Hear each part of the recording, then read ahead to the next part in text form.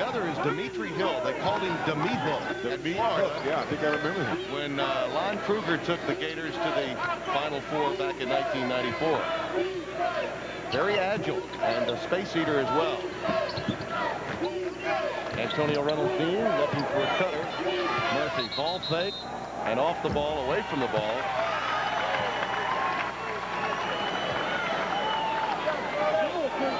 Foul spotted. I'm not sure exactly what that was. A 3-second violation. Okay. There was no signal given, but Charlie Range did whistle 3 seconds inside against one of the interior players, probably Clay. Thomas leans in. Preston Murphy runs it down. There's Brown. Can he do that as well? Not this time. Out of bounds off of Marlon Thomas. Controlled to the Rhode Island Rams.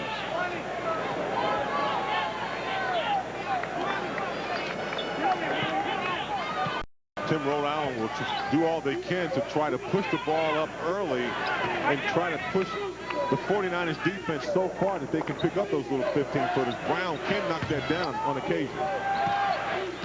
Clay gets the long rebound. Tip Vincent, number 13 in blue, is in the game out of the timeout. UNCC has Kenny Whitehead on the floor along with Guevara. Murphy too strong. Galen Young joins Guevara. Kelvin Price. There's a quick burst to the hoop. Nicely done by Marlon Thomas, who's shown his wares in the time that's been afforded him. He has 5 points so far. Marlon Thomas is the guy that needs to get up some attempts, and that's one thing that Coach Luce talked about.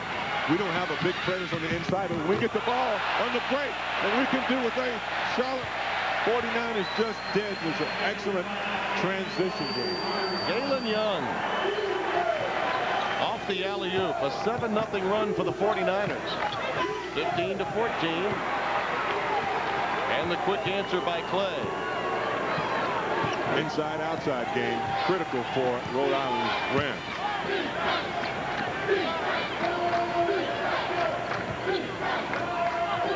Guevara running the curl. Boy, Murphy really staying with him. Leans in there, just as I mentioned, and he picks up the foul. Reaching in. UNCC, this is the game they want in transition, James. This is it. They have to get out on the transition and make some things happen before Rhode Island gets down. And there's Thomas on the transition. And here is a situation where a nice alley-oop to Galen Young. And those are high percentage shots that you need to get because the Charlotte 49ers are going to have a tough time penetrating the interior defense of Rhode Island. Offensive foul, and that's number 3, and that is huge. Guevara picks up his 3rd. Now that's the risk Bobby Lutz took when he put him back into the game after surrendering an 11-2 run. And that will have a tremendous impact on the way this game is played, the remaining 9:31 of this first half. Where, Tim, this is nothing but frustration. As you see, Guevara has not been able to get his shot off, and there he tried to create his own space by pushing off.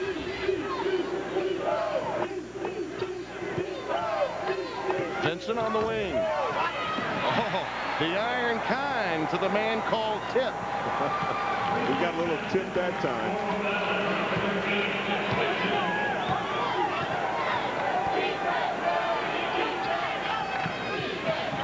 The lead is 6.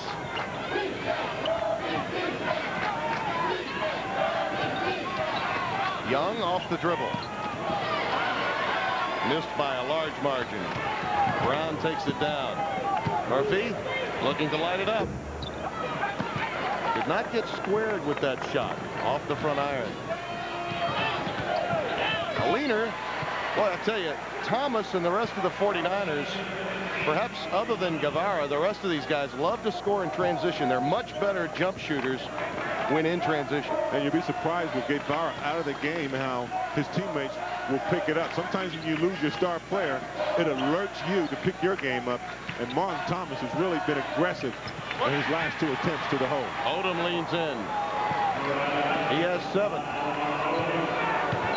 22-16.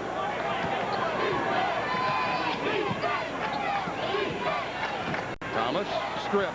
Benson starts it. He's on the floor with Antonio Reynolds, Dean, Brown, Preston Murphy, and Lamar Odom.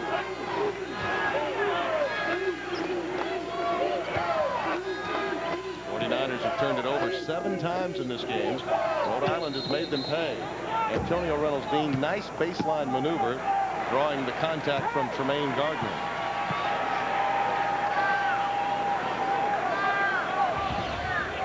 Tim, one of the key ingredients of Lamar Odom's game is being able to put the ball on the floor and go to the basket. He presents a nice outside game, so you have to play up on him, and that makes that first step really quick going to the hole. And he really understands the footwork he needs to get to the hole.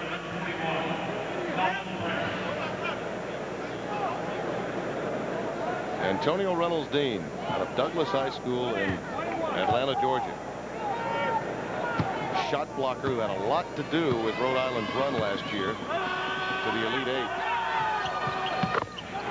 Saturday on CBS, martial arts superstar Sammo Hung and Arsenio Hall are kicking the fun back into Saturday night. Join the LAPD's Dream Team in the action series Martial Law Saturday. 7:47 remaining. Foul difficulty early for UNCC.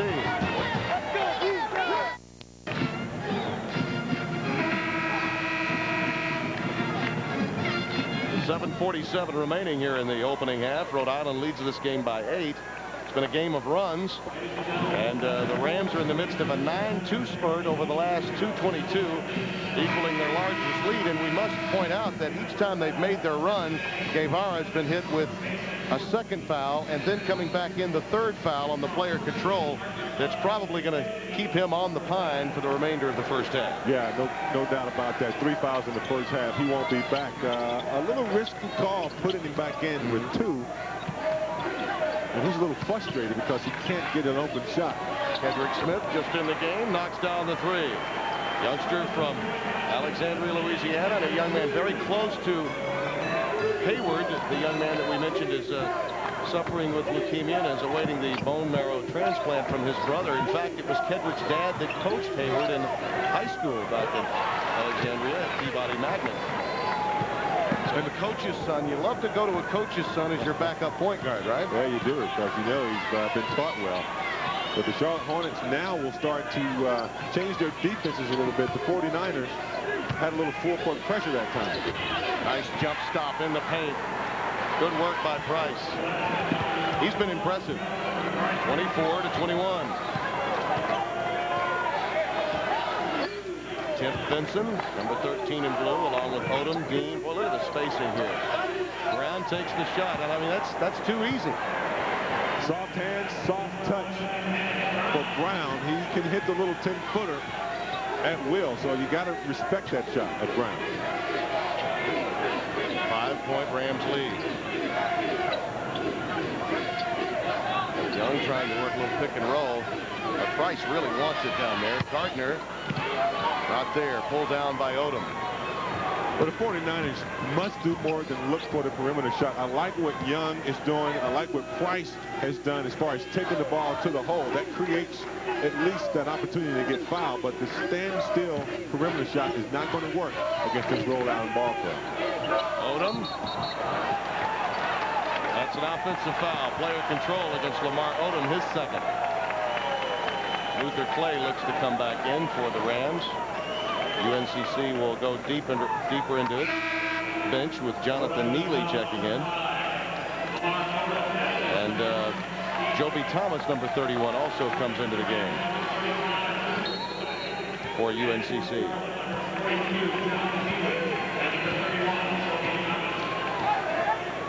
Neely, a sophomore out of Rockingham, North Carolina, number 42 in white.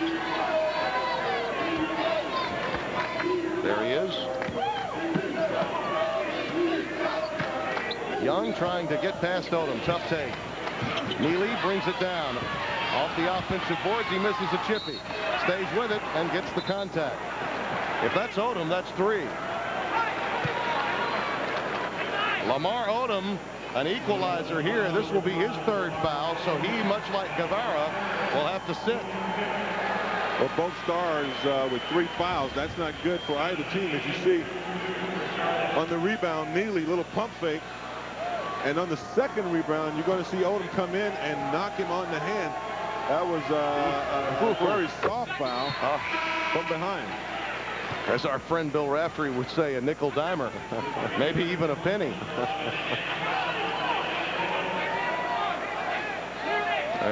You talk a sophomore, yes, but his first year to play. His story has certainly been well documented. Originally intended to play at UNLV, but he had grade problems, could not get through the NCAA clearinghouse, and a year later, with the help of assistant coach Jerry DiGregorio, they were able to find Odom, or Odom actually found them, and Rhode Island got a blue chip talent without really spending much money out of their recruiting budget. And a foul again underneath. Antonio Reynolds Dean picking this one up. Yeah, Coach Jim Herrick said that they didn't even have to spend a dime for the phone call to call Lamar Odom. He called them. That's a new way of recruiting. Well, through the clearinghouse with the standardized testing, which, by the way, has now become an even bigger issue with the recent judge's ruling in Philadelphia, that would not be a problem for Lamar Odoms of the future. This has been a game of runs and foul difficulty for the two stars, both Lamar Odom of Rhode Island and Diego Guevara of UNCC, saddled with 3 fouls. But Rhode Island clinging to a 3-point lead. And now it's settling into a half-court grind as UNCC is trying to get the ball inside. Yeah, neither team has been able to play their game. Lamar Odom got off earlier in the game, and Guevara really didn't get his game going. As you take a look at the game summary, the free throws for the 49ers, they haven't been to the line because they have not been taking the ball to the hole, and the field goal percentage for the 49ers only 38%, and a lot of that is due to Guevara with 3 fouls. Yes, indeed. He left the game before the first automatic timeout, 4 minutes deep with 2, and then after an 11-2 run, Bobby Lutz decided, boy, I better get him back in. Then he picked up a player control foul 2 minutes later, and since that time, he's had to sit.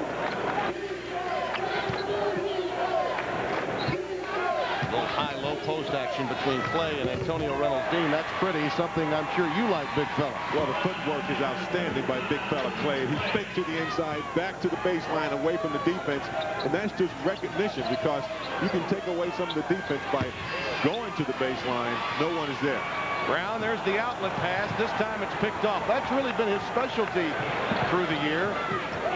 Thomas feeds the freshman, and Joby Thomas can't connect. Halfway down the rim, and it rattled out. Well, Joby Thomas is a guy that can knock the shot down consistently. He's been shooting about 51% for the last 12 or 13 games, so I'd look for him at some point in the game to find his comfort zone, particularly since Guevara will be out of the game for the rest of the half. Murphy creating that hoop with his drive to the basket to Antonio Reynolds Dean, who now has 8, and a 20-second timeout taken by the 49ers. Give Preston Murphy a lot of credit. The senior from Saginaw making this one work. But what he does is he draws the defense to him. As you see, the 49ers had to come over and help, and with the dish inside to Clay, it's easy basketball the way Naismith invented it. There's Diego Guevara from Valencia, Venezuela. Committed to Miami, but because of the language barrier, he could not get through on his ACT, so he basically said, I'm going to give it another try, and once he did, UNCC was there for him. This is an emotional player, James, and when a young man like this that plays with that and really energizes and pumps adrenaline into his team, you have to wonder when he comes back how difficult it will be just to break a sweat. And with 3 fouls, he won't be able to play as aggressive as he'd like to. Neither will Odom, but Guevara is a player that he's a shooting specialist. He ignites his ball club. They really need him in the second half.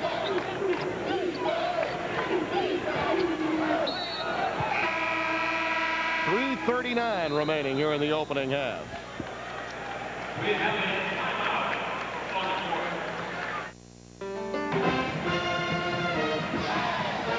30-23, Rhode Island leads by 7.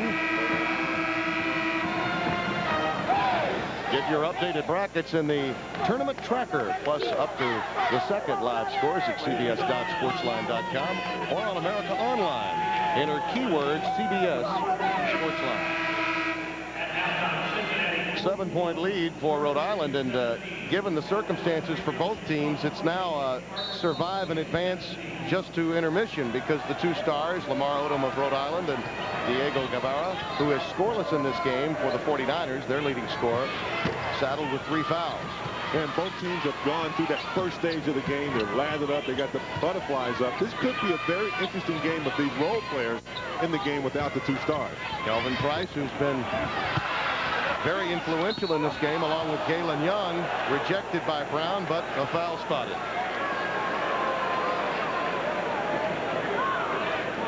It'll go against Antonio Reynolds-Dean of Rhode Island, his second. 49ers realizing that their big shooters out of the game, Guevara, so Young, I'd look for Galen Young and Kelvin Price to really pick up the pieces. Rhode Island leading this game by 7 with just over 3 minutes to play. And both stars, Lamar Odom, arguably the best player in the field of 64 teams. Certainly the total package, as we've mentioned many times, for Jim Herrick's team, picking up his 3rd foul and sitting. And Diego Guevara of UNCC has been out for 12 of the minutes that have been played to this point. There's Lamar, sophomore. Played at 3 different high schools, much traveled. Had planned to play at UNLV, and test scores, which were a focal point of Sports Illustrated, did not allow him to attend classes there, and he migrated to Rhode Island, and the rest, as they say, is history in that state. They're very happy to have him with 3 years of eligibility remaining. Ed Brown, who's been a major factor in this game since coming in, kicks it back out. Tavares has been outstanding. Tavares Bell out of Hempstead, New York. He has 8 on the day. 32-25. Price leans in, gets the contact from Luther Clay. This game being called rather tightly with now Clay, as well as Reynolds-Dean with 2. You look at our Midwest region first round bracketing here at the Bradley Center in Milwaukee. The winner of this game will meet Arizona and Oklahoma, which is coming up immediately after our game, and then 2 outstanding matchups tonight, including the top seed Spartans of Michigan State and Mount St. Mary's. A tremendous story, that of Jim Phelan, their outstanding coach of 45 years, getting his 800th victory in the NEC Tournament Championship game against Central Connecticut State. And, of course, Villanova and Ole Miss, the classic 8-9 matchup. 2 teams out of power conferences, the Big East and the SEC. Then so far in this game, neither team has really exploded the way they can. And both teams are really relying on their second and third options with the 2 stars out of the game. But Rhode Island has more versatility right now. Their execution as well, as long as Preston Murphy is leading the way. Yeah, I think it's an advantage for them that they have the senior leadership at guard with their star out. You're right, James. Neely, who's in the game, retrieves another rebound, his 3rd already. Galen Young gets Dean airborne, throws up a brick. Tavares Bell pushing it, and pushing it good. Outstanding play. Ring the chimes. Tavares Bell, the slasher of the ball club, he really knows how to find the cracks to get to the hole. And if you give him an inch, he can really find a way to get a good high percentage shot, and he just did on the transition game. 8-point lead for the 12th-seeded Rams. Young's first step is very explosive. There's Price. Between those two, UNCC's been able to hang around. Well, Galen Young is obviously at small forward, the 6'7" senior. He's a good defender, but he's really good off the dribble. As you see, Galen Young with a great quick step going to the hole. Now that makes the defense collapse and allows Kelvin Price to go in and clean up the offensive boards. That's what Charlotte needs, second opportunities and high percentage shots. Bell almost turned it over. Lutz can't believe it was not called. Murphy can't hit. There's Antonio Reynolds-Dean. What Rhode Island has that Bobby Lutz's team has not been able to solve, James, is excellent spacing in their half-court sets. Yeah, they have a lot of dribbling with the basketball. They don't pass as often, and when they do, it just seems like it's one pass in ISO, and that gives the defense enough time to congest the middle and cause some problems as far as getting to the basket. Marlon Thomas wave it off. The foul prior to the shot. It will go against Tavares Bell, and Jim Herrick is giving Stanley Reynolds a piece of his mind. That's the second foul on Bell. Hey, look at the spacing, and you see how Rhode Island has everyone spread out. They really do a great job of spreading the defense out, so there are huge gaps to get to the ball on the offensive rebound. Coming up at halftime, Greg and Clark will be along with Pennzoil at the half. A live look-ins at other games, scores and highlights, all on Pennzoil at the half. Think those guys are having fun today? Special K was all over those picks last night. Did the Tar Heels have difficulty, James? A little bit. Weber State was a little bit too much for the Hills last night. I tell you, that's not the first time it's happened. Michigan State can tell you a little bit about Weber State and the job that Ron Ebeglin has done as their head coach. Harold Arsenault having a tremendous game, 36-point performance for the New Orleanian. If you look at our tournament summary, first opening round loss since 1980. Folks, I can tell you that the Carolina alum had real difficulty dealing with that stat. And Detroit beating UCLA, and I think a number of people felt about that number 12 as people feel about this number 12, Jim Herrick's club. Yeah, even Coach Lavin said, look, Detroit is no joke. We're afraid of them. We got to get past this team. And Detroit came in with a lot of confidence against a big national team. But Jim Herrick, of course, is very similar to that team. 7-point lead for the Rams, 36-29. If you've got great guard play, you can go a long way in the NCAA tournament. Detroit has it, and Preston Murphy, I think, has proven to be the difference and the stabilizing force with the 2 stars for both teams out in this first half. And it's nothing like having a coach on the floor. I mean, he's very good at recognizing what needs to be done. Jim Herrick has a lot of confidence in him, and it wasn't until he got involved in the pressure defense early in the season that the Rhode Islanders really started to play better. Numbers, Young. It's a big bucket for UNCC prior to the intermission. North Carolina Charlotte has come back from halftime deficit 7 times this year for wins. Bobby Lutz will have to do it again if the 49ers are able to come away with a win. To Greg Gumbel in New York. All right, Tim, so the Rams with a 5-point lead at halftime. We want to take you quickly now to the Superdome in New Orleans, where they're in the final minute of play. Utah leading Arkansas State. Let's join Jim Nance and Billy Packer. That foul on Alex Jensen, his second. And Antonio Harvey, a 1-and-1 as the Arkansas State Indians are hanging in with Utah. Now, in the history of the NCAA tournament, a 2 has beaten the 15 only 3 times. The 2 seed has the advantage. 55-3 is the record. But Utah today being challenged here. That's 3 better than the 16s have. Yep, that's right. That's never happened. But still, it's quite amazing that a 15 has won any. Yeah, Richmond beat Syracuse in 91, Santa Clara over Arizona 93, and Coppin State beat Texas back in 97. Harvey, jumper, that's a 3. Last possession of the half coming for the Indians. And they want to make sure they get the last shot. He's got everybody set back. Going to play a little 1-4 set here. Harvey on Fletcher. This is going to be a real neat matchup. Now look at Miller coming out to make it not just a 1-4. Fletcher Good ripped away, but into the hands of Hicks. Out to Antonio Harvey. The 3, too strong.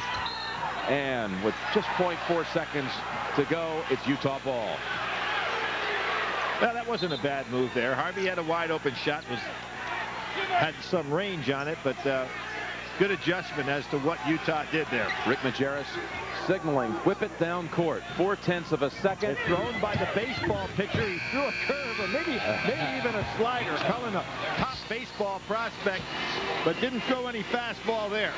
Alex Jensen leading Utah with 17 in the first half. Chico Fletcher with 15 for the Sun Belt Conference champion Arkansas State Indians. Jim, for a guy in that long pass, you want to throw a nice dead ball. He had a lot of smoke on it. All right, Bonnie Bernstein, take it away. All right, Rick, your team went on an 18-0 run, yet Arkansas State's still in it. How so?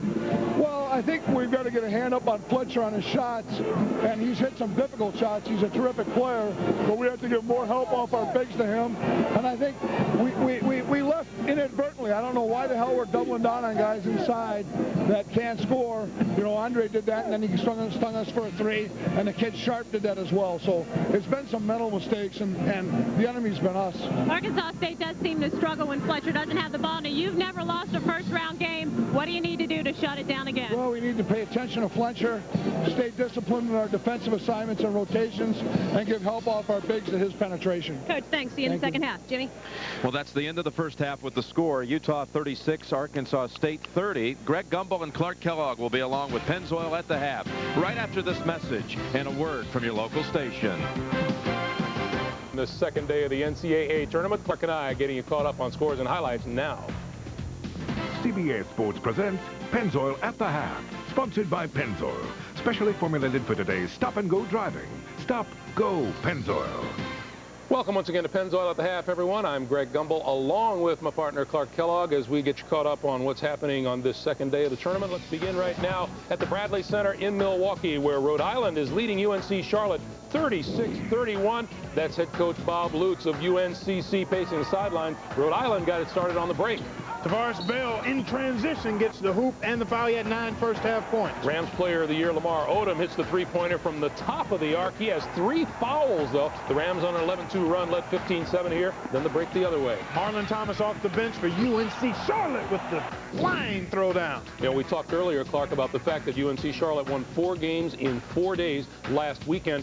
Maybe have lost a little bit of momentum in the intervening time. Well, they haven't shot well, and they've never really been a strong shooting team, but 33% is well below their norm of 43%. All right, meanwhile, in the Louisiana Superdome in New Orleans, first round in the Midwest, Arkansas State trailing Utah 36-30 at halftime. Rick Majerus saying, hey, don't leave that guy, don't leave that guy. Arkansas State jumped out fast. Nice pass inside, and that's Eric Beatty going to the hoop for the nice throwdown. Still in the first half, more Arkansas State. Chico Fletcher, 3-pointer, 15 points, 6 of 9 shooting from the floor. Chico, you are the man, little fella.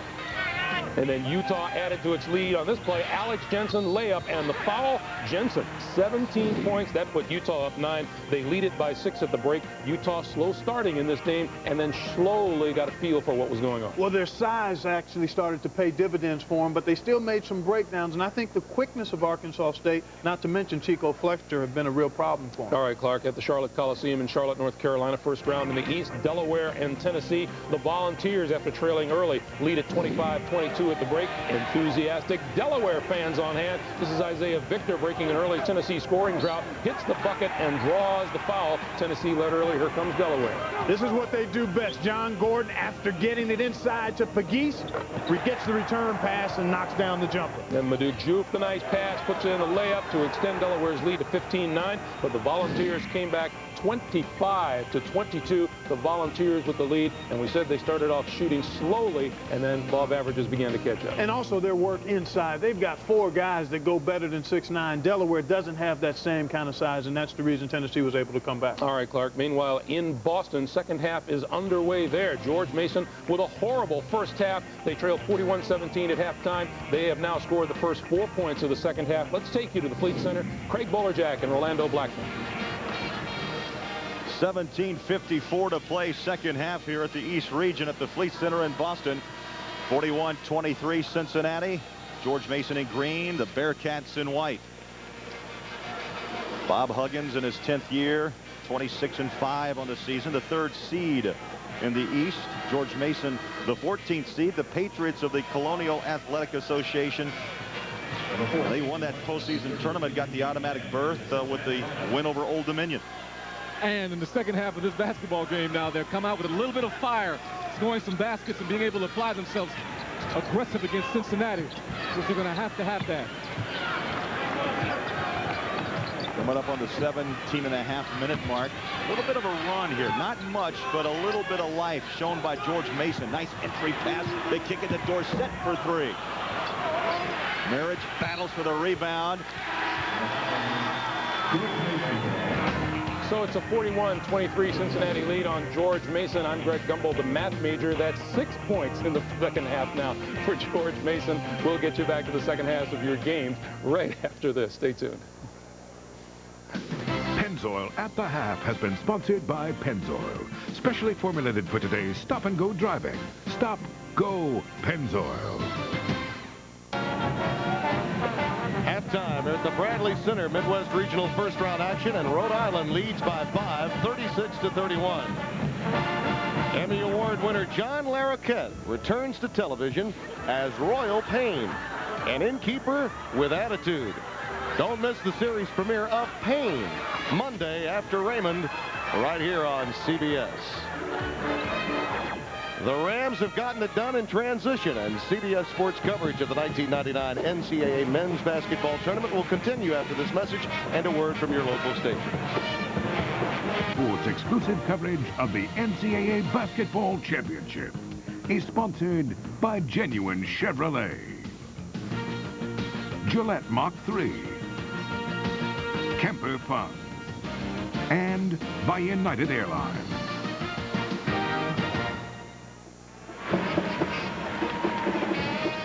Here at the Bradley Center, Rhode Island leads by 5, 36-31. Moments ago, our Buck Mullins talked with Bobby Lutz, UNCC's head coach.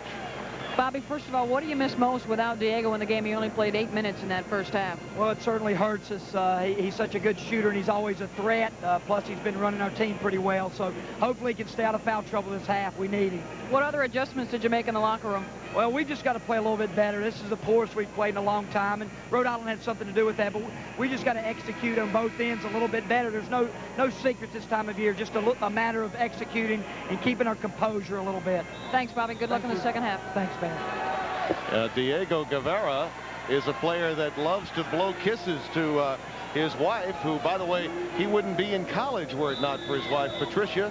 He wanted to wait and not leave Venezuela to return until Patricia and he had married, and he loves to blow the kiss. Well, she's waited a long time for that first smooch in the postseason. A little cold to her in the first half.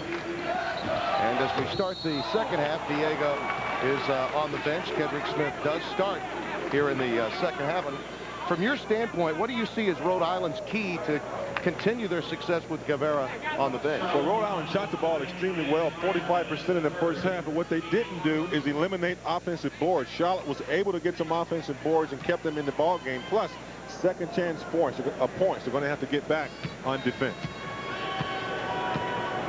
Luther Clay at the stripe after the foul by Gardner, his third.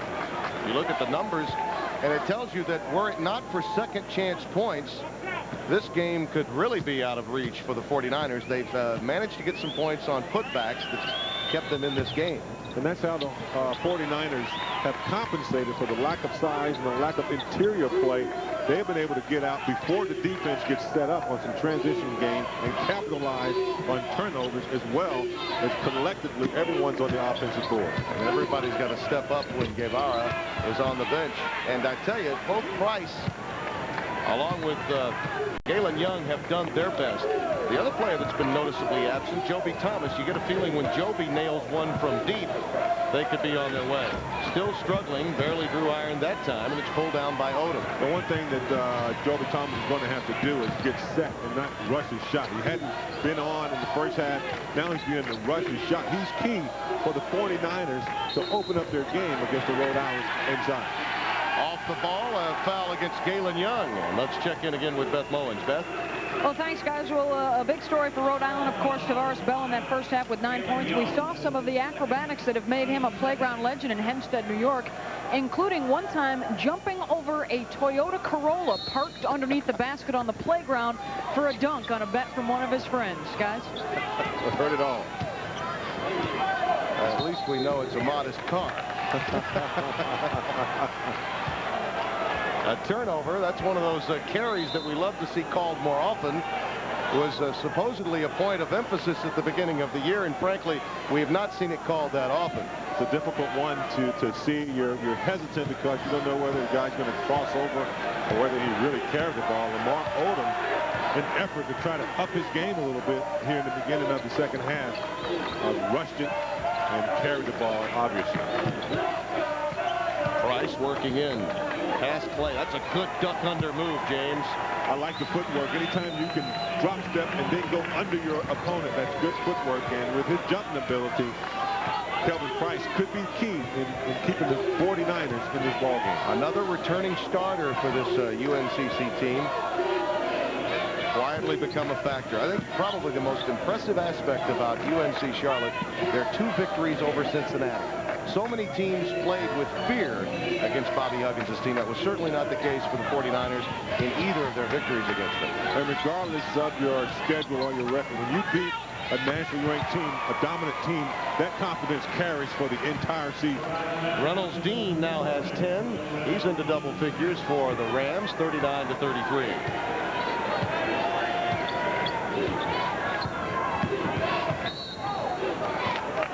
Off the ball again. Boy, they have really tried to clean up the contact inside today. Another foul, this one against Luther Clay. Well, I want you to watch Kelvin Price.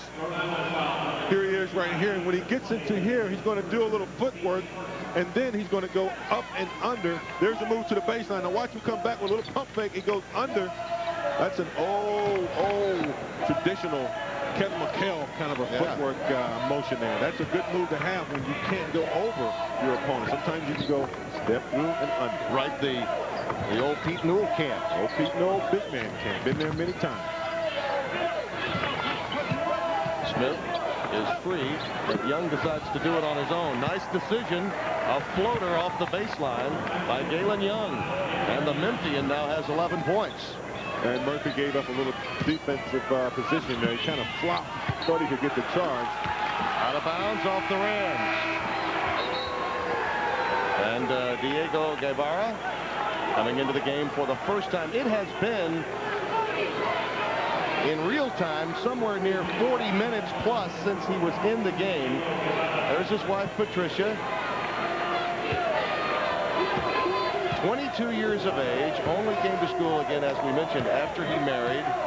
Wanted to make sure that he could be married to her prior to returning to the States. What's important for Guevara is to stick with the game plan. Don't try to do too much. He's been sitting over there watching his teammates really keep the 49ers in the ball game, so it'll come to him. It might not be a big scoring night, but it'll come to him eventually. That was the 4th foul on Luther Clay. Foul difficulty and attrition down the stretch could be a factor. As we mentioned, this game has been called. It's been a tight whistle on both ends of the floor. It's up to the players to adapt to that. Price pulled down by Odom. Now Ed Brown will come in on the next dead ball, but Clay is 1 foul away from being eliminated from this game. Murphy off the dribble. Too strong. Guevara brings it down.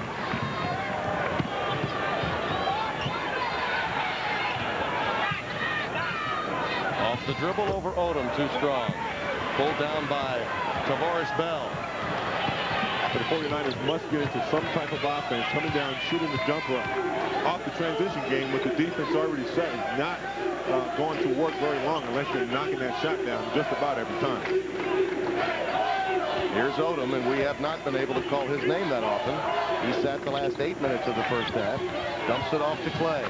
Again, boy, Odom makes that happen. It's not just scoring, it's the threat of the score that makes him valuable. And he attracts so much attention because when he drives to the hole, he seems to always go left. I can't figure out why defenses won't force him right, but when he goes to the left, you can bet that he's going to draw some attention, and he's a great playmaker. As you see, well, they tried to force him to the right, and he's so good at splitting the double team, finding Clay with a little 8-foot pocket shot. That's a good shot for Clay, and good pass by Odom. Guevara was fouled by Murphy from 3-point range, so Diego, if he's to get in the scoring column, it'll be at the stripe to start.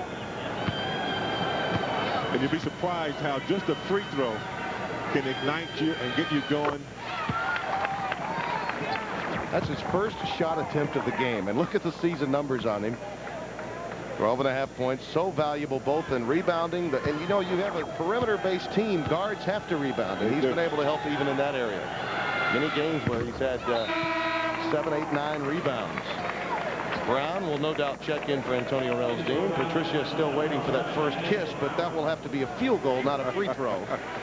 They do design it that way, as you see. Brown checking in. Clay sits with 4 fouls.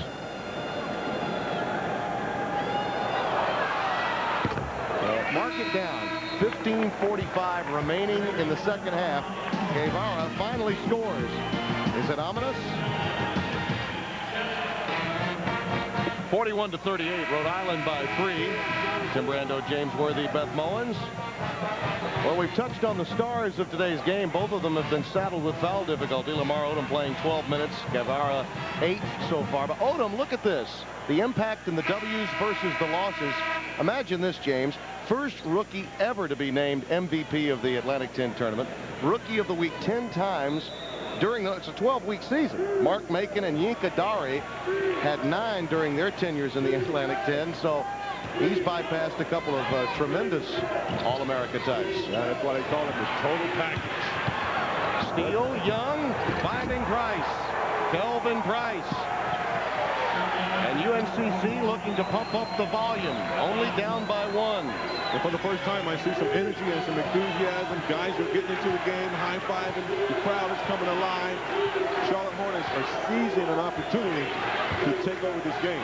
The 49ers, you know what? If I say Hornets one more time, knock me upside the head. Okay, I will. Too much NBA here. We don't want that. Being from Gastonia, so close to Charlotte. Yeah. The 49ers. Odom working in on Guevara. The extra pass always so important. Tavares Bell. 43-40. Well, here's a situation where Young is hounding the ball on the break, and look at Price filling the wings, keeping it wide so the defender can't play both man and ball. You know a little something about finishing. I'm going to try to drop you a few dimes before the day is done. Cross-court pass. There's the other young man they need to get involved. Joby Thomas, his first trade. Let's see with Guevara and Thomas in the scoring column the difference in the swagger of this 49ers team. And Joby Thomas is a key factor for the 49ers. He's really got to step up and look for that shot. First time I've ever seen him tonight comfortable, squaring up, feet set, and knocking the ball down.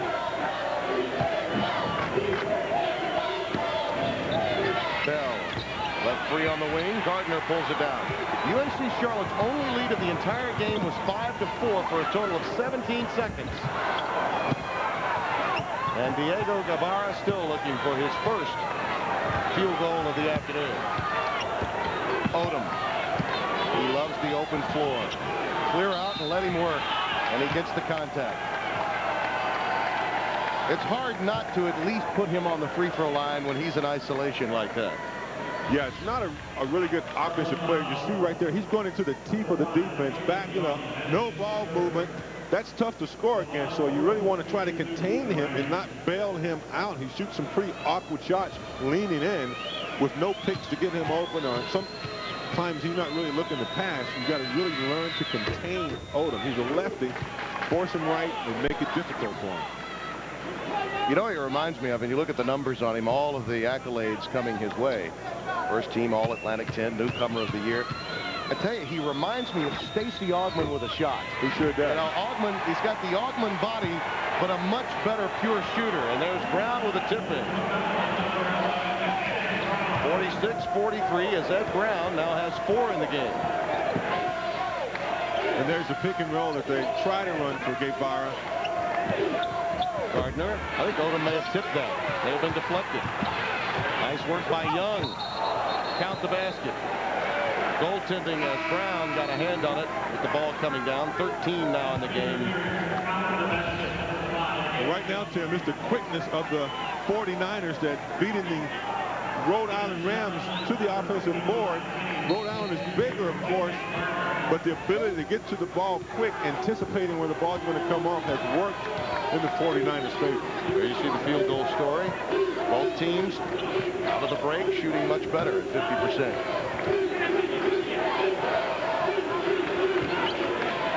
Justin Murphy on the floor with Ed Brown, Tavoris Bell, Odom, and Reynolds Dean. And I believe Thomas got hurt coming off a screen. During practice yesterday, he hit one of his players and the knees collided, knee to thigh, and that's a very painful injury. I'm curious as if that may have had something to do with this injury, if he hit the same knee as he did yesterday during the walkthrough. Yeah, Tim, when you're running that baseline, you're going to see over here, now when he runs off, you're going to see right here, he tries to check up on the defense, and as he follows him through, somewhere it looks like he twisted it the wrong way. Here it is again.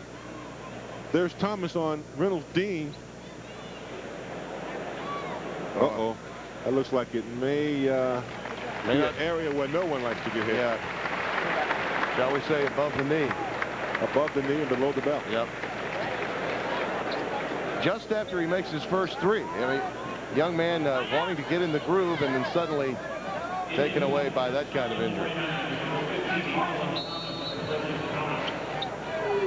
So that's yet another quality outside shooter taken out of the game for North Carolina Charlotte.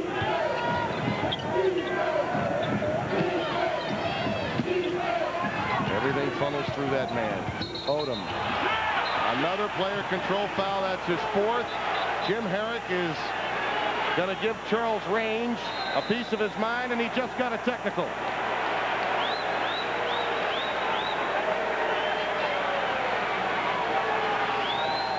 Well, Tim, right now, Lamar Odom has to have more faith in his teammates. The last three possessions, he's come down and tried to take control of the ball game. Now, granted, he's a great offensive talent and has carried this ball club all year long, but he has to look to his teammates because he's the focus of the 49ers defense. He's not having any driving lanes to the hole. As you can see right here, total ISO without any picks, backing down. Now, you're going to see he's going to charge right into Galen Young. It was a questionable call. He was definitely going forward and definitely created the contact.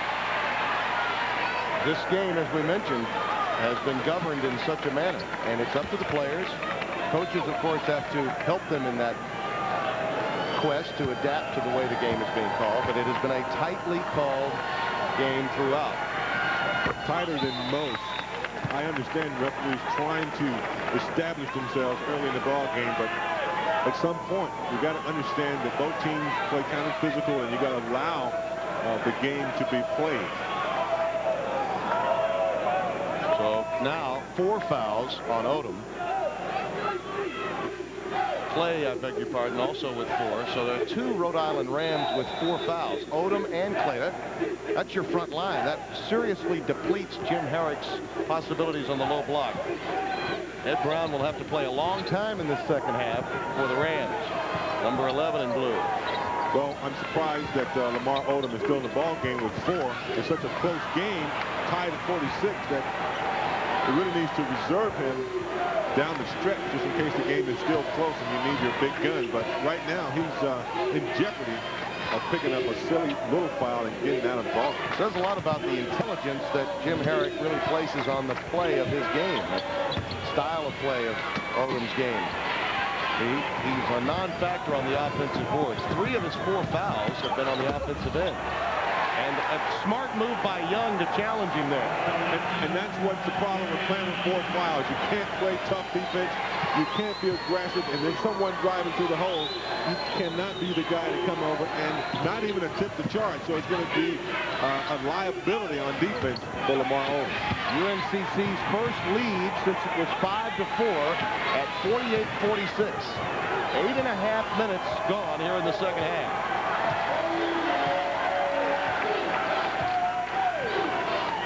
Guevara has Kenny Whitehead, number 55, on the floor. Marlon Thomas, Kelvin Price, and Young, and a reach-in foul against Preston Murphy. His third. Well, here's Guevara going to the hole. As you see, Lamar Odom normally would go after the block shot, but Galen Young going strong to the hole, realizing that Odom does not want to pick up that fifth foul.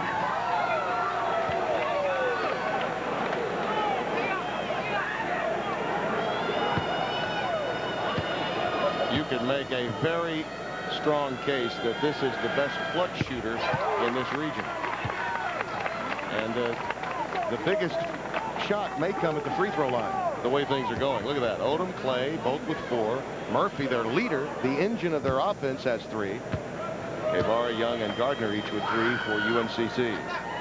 And it seems like the 49ers are seizing that Rhode Island is a little hesitant on defense. They're not as aggressive, so that makes for a team that goes to the hole, tries to capitalize on the transition game, and sooner or later, I guarantee you that Guevara will find his comfort zone.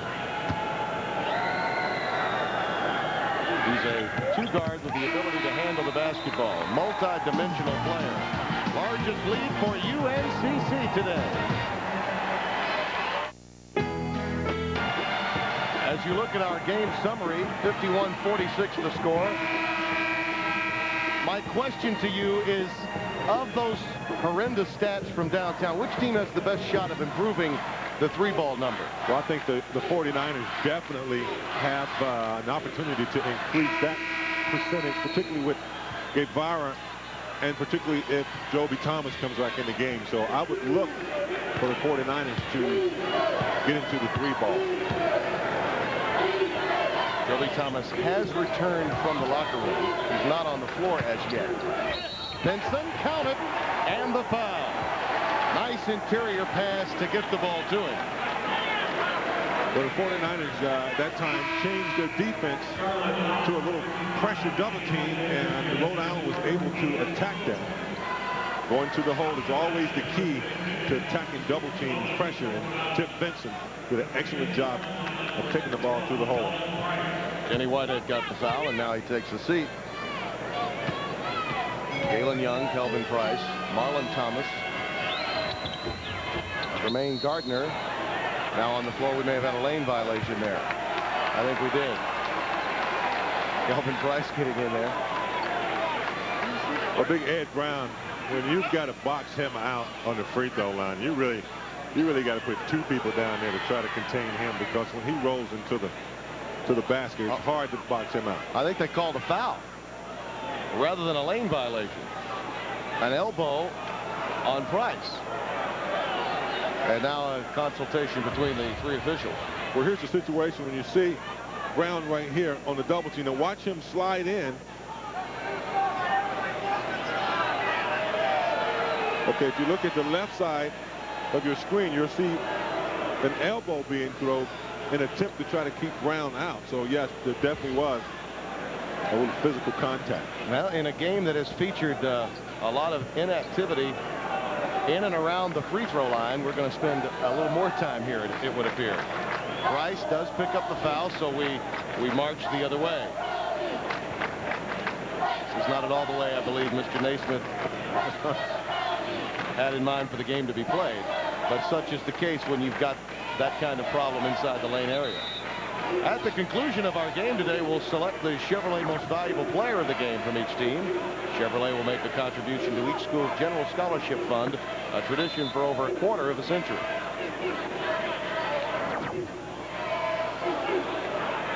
I think the debate is over who should be at the line, or if in fact it's a 1-and-1 situation, so the ball should just come out of bounds. No, not Tim. I'm totally confused. I don't know who did what or why. Or I'm just glad they're not at the line. So after the debate, the inbounds pass to Odom. Tough pass. Just a rebounding foul, so no reason for anyone to shoot, unless we were in the double bonus or the bonus. But Tim, right now for Rhode Island, with Lamar Odom with 5 fouls, I can recall having 4 fouls in a game, and with a lot of time left, such as it is in this game, it's very difficult to play your game. Although he's hustling right now, it's going to be very difficult for him to drive aggressively and go for offensive boards. Well, he got to the ball and quickly called a timeout. A very intelligent basketball player. There he goes. He gets a hand on the ball and follows it out there. And when he gets possession, he recognizes that he needs to call a timeout to avoid the jump ball. Very gutsy play considering the foul difficulty, having 4. Now, when you're one foul away from fouling out, you can still play aggressive as he did on the loose balls. But when he's driving to the hole, or if he wants to possibly go for an offensive rebound, he's going to think twice about it and be very tentative, and that can be counterproductive, particularly for the caliber player that Odom is. Guevara now with Joby Thomas on the floor, so he's re-entered the game for the first time since the injury. Price, Galen Young, and Tremaine Gardner for UNCC. When Charlotte goes to the zone, they kind of disrupt the offense. They play a little man-to-man, then they mix it up with the zone. They trap a little bit. Murphy dribbles into a double team. Shot clock winding down under 5. Vinson, someone's got to put it up. Odom at the buzzer. Pulled down by Young. 51-48. Tip Vinson, Brown, Lamar Odom, Antonio Reynolds-Dean, and Preston Murphy on the floor for the Rams of Rhode Island.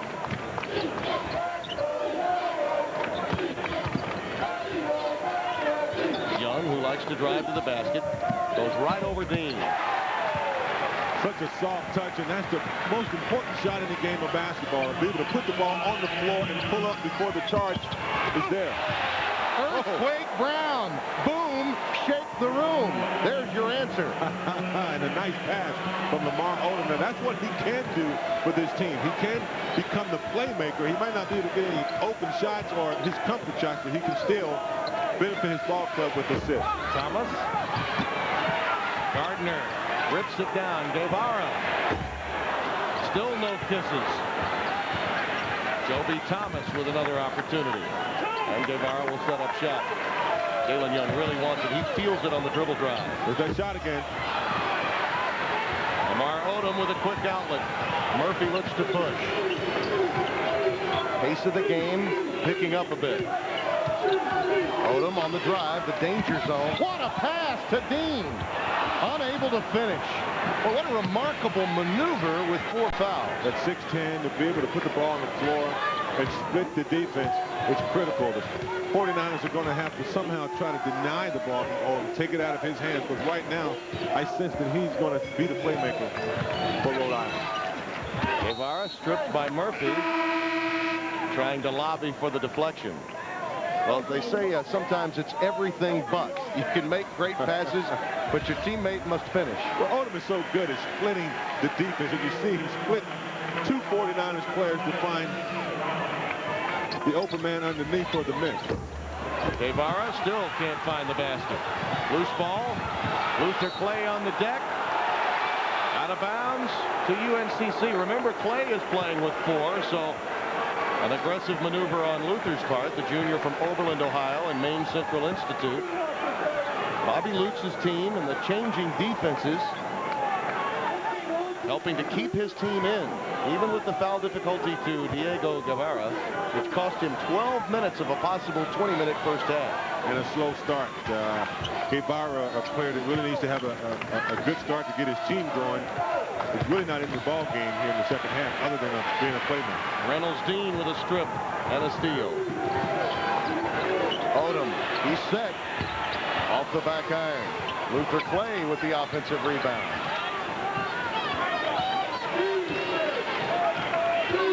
See, right now, Galen Young's got to be in the denial position, trying to keep the ball out of Odom's hands, because when he gets it, a lot of things happen for Rhode Island. Murphy with the dump down. Galen Young in position. Nice pass. Good recognition, and then Clay throws up a boulder. Young, little crossover, stop and go. He fails to finish. And then the frustration foul. Well, Galen Young is doing the right thing. He realizes that Lamar Odom has 4 fouls.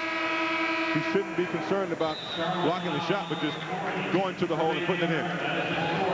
Tremaine Gardner picks up his 4th, the first 49er with that many.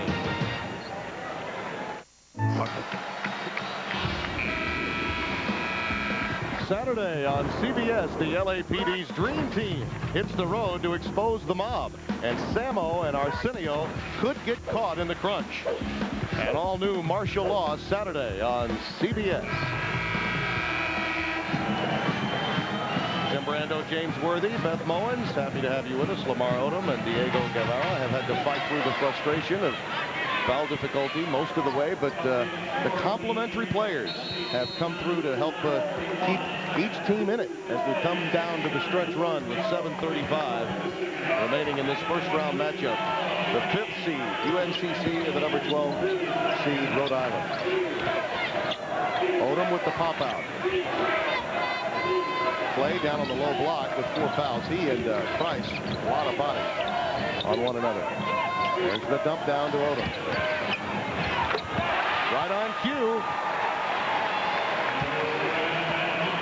Lamar Odom with a big bucket. Only 4 out of 10 from the floor. Just 10 points with the foul difficulty he's had. A 1-point game. UNCC leads. Well, Tim, he had to play less aggressive earlier in the half, but now with only 7 minutes left in the game, he's starting to pick up his aggressiveness again, so it's critical to get him the ball. Tip Vincent on the floor along with Murphy, Antonio Reynolds-Dean, Clay, and Odom. Both of those, number 35 in blue, number 5 in blue, playing with 4 fouls. And they're looking for Odom underneath. Now's a good time to turn down the double because that little jump hook is working to get fouled. And Young picks it up. That's his 4th. So both Young and Tremaine Gardner now for the 49ers have 4 as you look at the bracketing here in the Midwest Regional first round at the Bradley Center. Arizona and Oklahoma. The winner of this game would match up with the winner of that game that immediately follows. And then tonight, the top-seeded Spartans of Michigan State against Mount St. Mary's, and Villanova and Ole Miss representing the Big East and the SEC, respectively, will be our final game. 11 points and 9 boards now for Odom. Young now joins the quartet of players for both teams that have 4 fouls. Now you give Jim Herrick a lot of credit staying with Odom as long as he did with the 4 fouls. This is the first lead for Rhode Island in 7 minutes. Guevara, time to blow a kiss. Here come the superstars. Odom and Guevara carrying their teams here in the last 6 minutes. Wife Patricia finally gets to clap for her husband who's knocked down his first triple of the day. Play on the dump down. Nice pass from Reynolds-Dean, and the bump from Kelvin Price.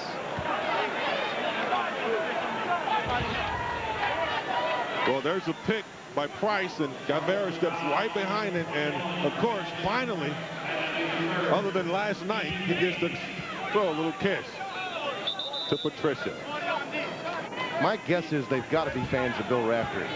You know, you can't share that many kisses without being friends with Bill.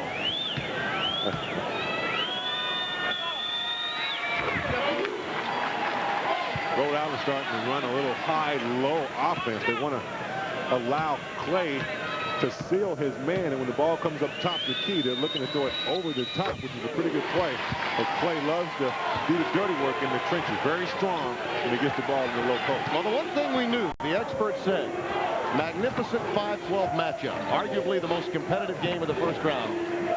Regardless of the tempo of today's game, we are going to go down to the wire. Gardner leans in.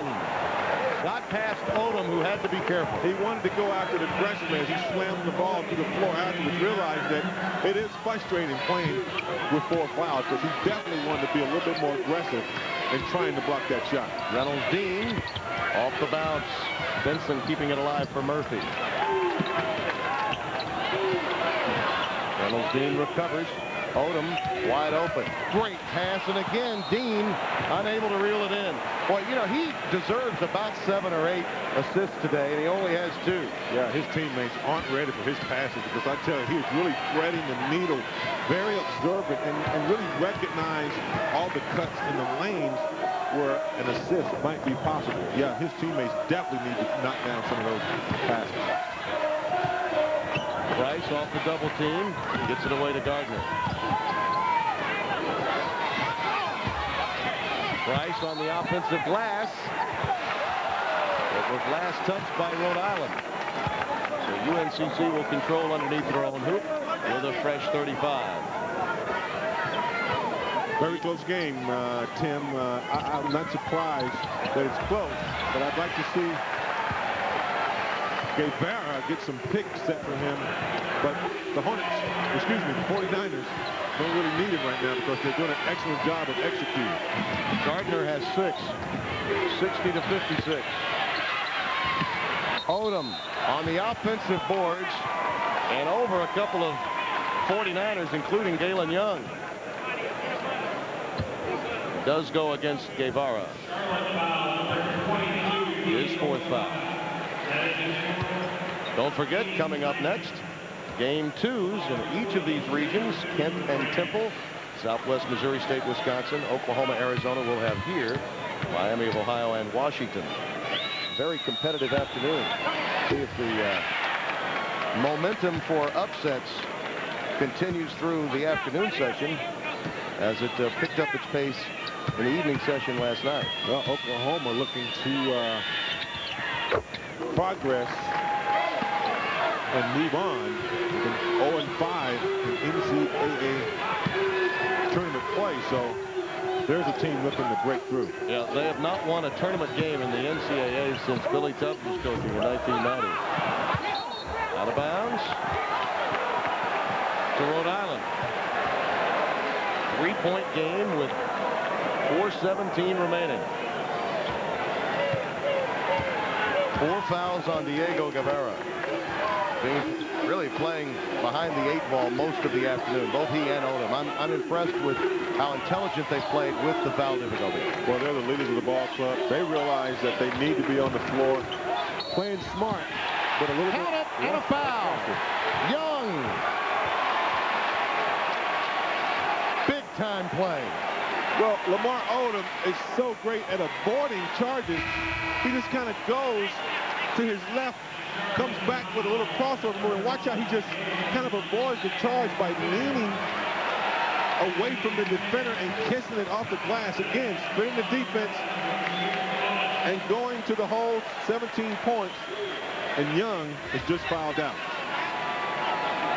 That is big, because Young is the guy that really kept this team in it during the period in which Guevara had to sit.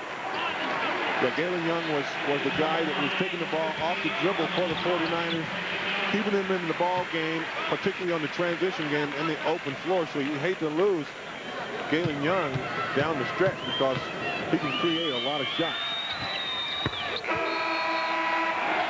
Lamar Odom already a double-double and ties the game. Is underway along with Beth Bowens and James Worthy. Tim Brando, you talk of your involvement in the tournament, not since '82. You were most valuable player that year. You went on to be a #1 pick. Now, where do you go from here? I'm thinking this is your first involvement, so you got to be #1 somewhere. #1 right now. I'm a rookie. I'm your apprentice right now, Mr. Brando. This game and the way Odom has played, given the foul difficulty that he's endured, is really nothing short of amazing. Well, it doesn't surprise me because he's a superstar player, and regardless of how he's playing as far as point production, he's been handling the ball, getting other players involved, and the last 3 minutes, he's really been on fire. He has 9 of his 16 points in the last 3 minutes. Guevara. The iron unkind to Diego.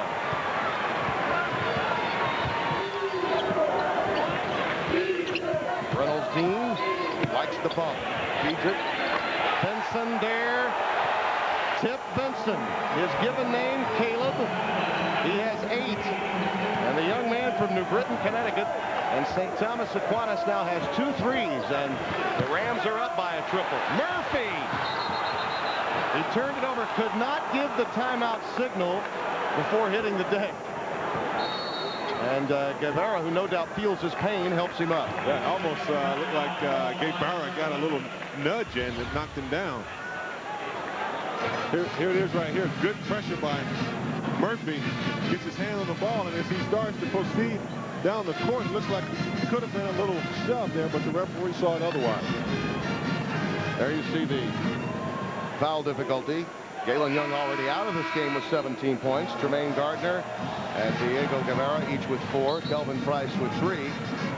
Murphy has 3, and Clay and Odom each with 4. As we check our CBS Sportsline stat of the game, which is 3-point shooting efficiency, and you could say the iron's been downright rude to both teams from downtown. For complete tournament coverage, go to cbs.sportsline.com.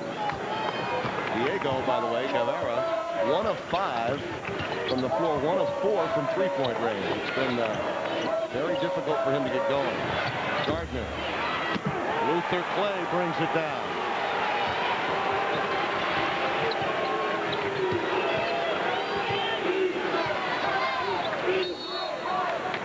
Timeout.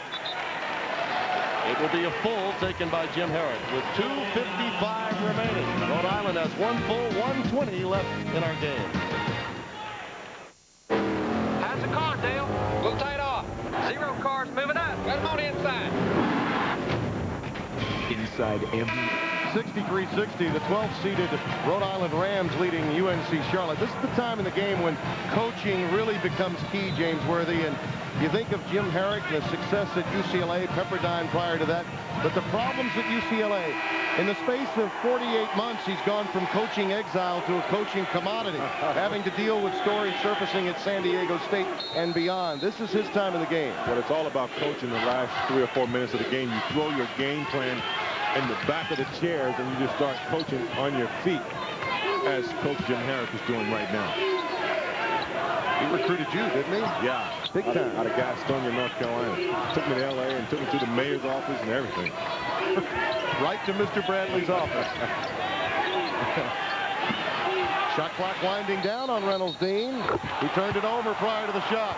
Jim Herrick cannot believe it. Looks like he may have shuffled him a little bit. It was a little extra move. I don't know if he actually picked it up or moved it, but it was really quick for the eye. 12th turnover committed by the Rams. UNCC could move to within 1 or tie with a 3. Kobe Thomas, that's his spot. Off the front iron. He was injured earlier.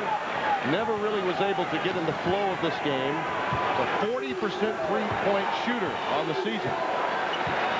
And had been shooting 51% in the 49ers last 12 games. So a lot of expectation for Thomas. He's 1 out of 7 today, and he had an outstanding Conference USA tournament in Birmingham last week. Those 4 consecutive wins in 4 straight days. Another turnover. Reynolds Dean again. And that has been a point of emphasis, that particular form of the travel through the course of the year. Yeah, that little pump fake to the right and drag the back foot. Referees pay close attention to that.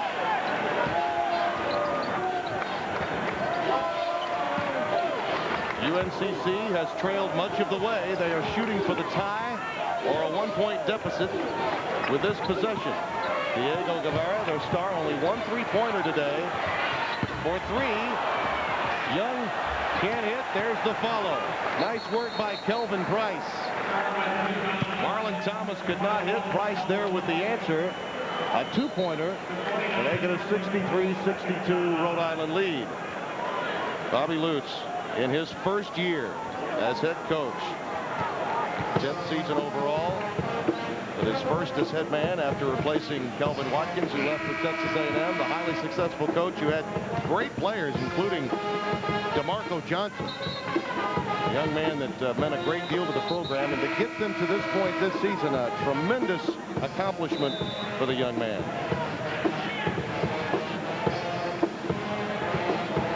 Rhode Island with 1 full timeout remaining and a 20. North Carolina Charlotte with 2 fulls, no 20s. The Rams leading by 1 with a minute and change left. Diego Guevara has been in foul difficulty much of this day, as has Lamar Odom. Preston Murphy on the floor now for Smith. Remember, defensive for offensive substitutions. Perhaps a foul to give with Murphy working against Kedrick Smith.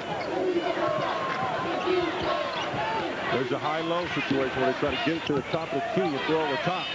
Murphy for three. Gardner pulls it down. That was halfway through the cylinder. Good possession. Timeout. UNCC. He takes the full timeout with 54.6 remaining. Can you say living up to the hype? This one has. As you look at our game summary, we come down to cases. The possession arrow to UNC Charlotte. A very important offensive sequence, and Beth Mullins has more on it. Beth? Well, thanks, Tim. Both coaches thinking the same thing. Charlotte going to look for Diego Guevara, or if they double team on him, look for the guy who screens for him. On the other side, Herrick says make sure you've got a hand in the face on the perimeter. Tim? All right. You like pick and roll or anything driving to the basket, right? Yeah, I like a pick and roll or a down pick. Here he comes on the down pick, circling. There's the dump down. It's Price. Price driving to the hoop. Thomas feeds Joby Thomas. Oh! Just his second three-pointer of the day, and UNCC by a deuce. Timeout Rams. Well, you're right. Something driving to the basket, but what a courageous move, giving it to Joby Thomas, a freshman from Charlotte's Independence High School, to knock down the tray. A rainmaker. Just when the most important shot of the day, told his coach in the huddle, hey, run one more special for me. I'll make sure I knock it down. And he did. Now for Jim Herrick. A very big moment. There are the games coming up next, including Oklahoma, Arizona, here at the Midwest Regional at the Bradley Center in Milwaukee. Tim, I look for a little high-low right here. There's Odom popping out. The ISO. Pass Thomas. A leaner off the window. Reynolds Dean with hop. Uses the glass. We're tied at 65. Jim Herrick told his team after a made bucket, no foul, and Bobby Lutz will call a timeout, and that exhausts all opportunities at stopping the clock for UNCC. Rhode Island does have a 20 remaining. It's tournament time. 10.3 remaining. UNCC will trigger it in. What do you expect? Well, Tim, I expect Guevara again to be the decoy. They did such a good job of sending him off those curl picks, allowed Joby Thomas to pop out. So I look for either Joby Thomas or Marlon Thomas to knock down the shot. Guevara matching up with Murphy. It's a 1-4 set. Joby Thomas off the pick. Leans in. We are going to overtime. Nice call, rookie. So how about going an extra session in your first NCAA tournament game? Well, it's tough on rookies, you know, a lot of minutes. As you can see, Guevara doing an excellent job in the 1-4. Thomas coming off the pick. He had a decent shot at it. Here's a second look. As you see, the 1-4. Guevara, as Thomas runs the baseline, he finds it. Bell did a nice job fighting through the picks. Tied at 65. Well, you called it. It was Joby Thomas, and Guevara was the decoy off the 1-4 set. But Tavares Bell did a marvelous job, number 14 in the right end. Yeah, look at the right corner here. You're going to see Thomas running off the baseline, but watch Tavares Bell stay with him, fight through the picks. He does a good job of trailing so that when Thomas catches the ball, Bell is right there, creating a tough shot, which resulted in the miss. And now, Tim, your rookie apprentice, color commentator, is in overtime. Yes, you are. And, you know, a great move not challenging by going up in the air, because he could see the inline. He knew Thomas had a difficult shot. And he did not create much room with his defense. So credit to Morris Bell for an excellent job in that situation with the game on the line. Well, here we are in overtime, and Guevara with Marlon Thomas, Joby Thomas, Kelvin Price, and Tremaine Gardner are on the floor for the 49ers. Price gets past Reynolds Dean, who flopped. No call. Marlon Thomas with the putback. And that's how the 49ers have stayed in this game throughout. Second chances. Yeah, they're not a big team, but they collectively go out the offensive rebounds, and that's what's kept them in the game. Second possessions. There's nothing that demoralizes a defense than to play good defense for several seconds and then give up an offensive rebound. Play, floater. Gardner skies for the rebound and collects it. UNCC with 19 second chance points. Guevara and Odom, remember, playing with 4. Price not there. Murphy hauls it down. Stop and go. Stutter step leads to the foul from Joby Thomas.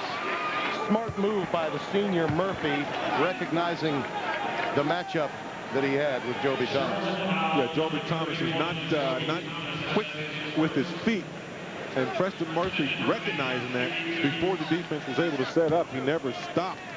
He kept going to the hole and was able to draw a foul. He came in large measure, Joby Thomas, because of DeMarco Johnson's edge last year. Saturday on CBS, meet 2 private eyes who have learned from the best. From the producers of Walker, Texas Ranger, it's the next generation of justice. An all-new Sons of Thunder with special guest appearance by Chuck Norris Saturday right here on CBS. 67-66.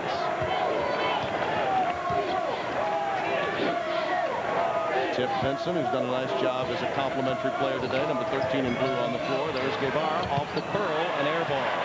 Odom, he can do it on his own. He loves this area of the floor. Open gates in transition.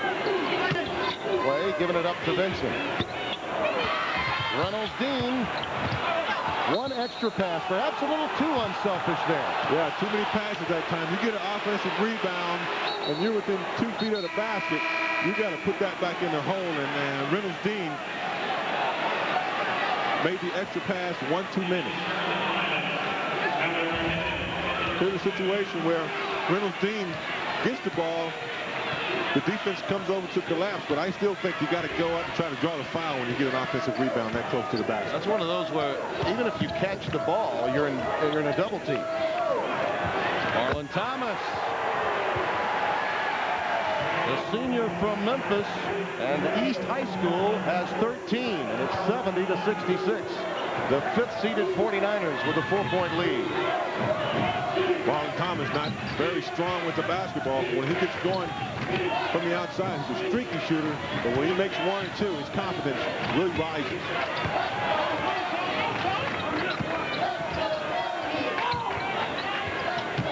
Reynolds Dean off the bump. And again, Odom cannot challenge for the offensive rebound. He was a little upset with Reynolds Dean for not giving it up in that sequence. He really wants an isolation play on the other end. The Rhode Island's only getting 1 shot. They're not getting a whole ton of offensive rebounds here in the overtime. And it's you can understand the frustration for Odom, because if he doesn't have the ball in his hands, he can't go for an offensive rebound, not with 4 fouls. Shot clock winding down on Kendrick Smith. Saved again by UNCC. Quicker to the ball, James. It's a collective effort. They don't depend on big men. Everybody gets back in there. Smith, Marlon Thomas, Guevara, Joby Thomas, all the guards for the 49ers get back in there and get those rebounds. And that's where they've been successful in this game. And there are the numbers. Look at that, 22-13. 49ers panning for gold and second chance opportunities today. Right now they're striking it pretty rich. Oh, nice move inside again. 15 for Kelvin Price. Largest lead for UNCC. Jim Herrick continues to work the officials. He felt there may have been a travel in that last sequence by Price. There's the footwork. Good move. Watch him go to the middle. Fake baseline, up and under. You can't beat that move.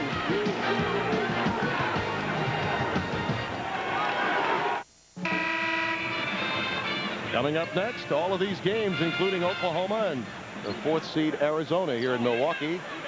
Jim Herrick, as we were going to break a moment ago, very upset, felt that Price had taken an extra step. There have been a number of travels called against his team down the stretch.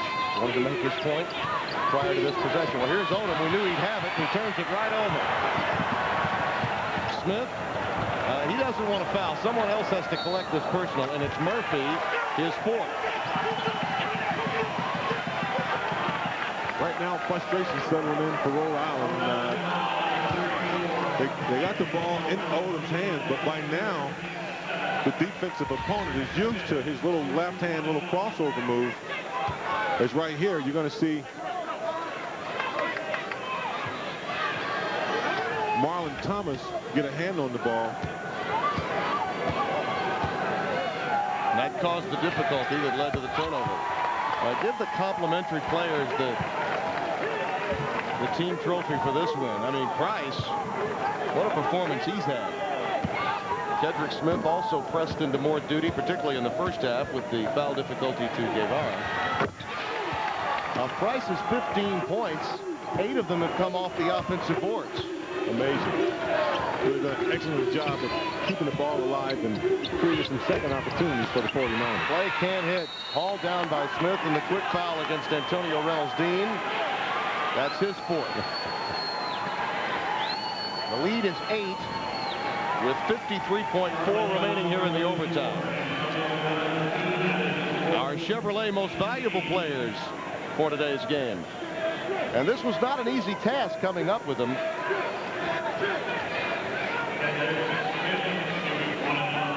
Eight-point cushion for North Carolina Charlotte with 53.4 remaining in our overtime. The Rams fought hard, had a 5-point lead. This is the 8th time this year that UNCC has come from a halftime deficit to win a game. And it just goes to show you the great job of Coach Luke's to really prepare his ball club, because they did not have Guevara at all tonight. So he had his role players and his bench players produce for the 49ers in this victory. You win this many games, and you win 4 in a row in your conference tournament. Come in with 22 wins overall. You've got to go deep into your bench to get it done. And I think the versatility of this team has really been proven. Well, his primary job under Coach Melvin Watkins was, hey, to take care of the bench, make sure these guys are ready, and get their mental frame prepped to play off the bench. All right, here's a look now at our Chevrolet most valuable players. Lamar Odom, 16 points, 12 boards, and he played with 4 fouls for more than half of this game. Kelvin Price, 15 points, 10 rebounds. And again, as we mentioned, he had 6 offensive rebounds, and off that 8 points, there's another one. This time, Tremaine Gardner comes away with it. And Rhode Island, who made it all the way to the Elite 8 last year,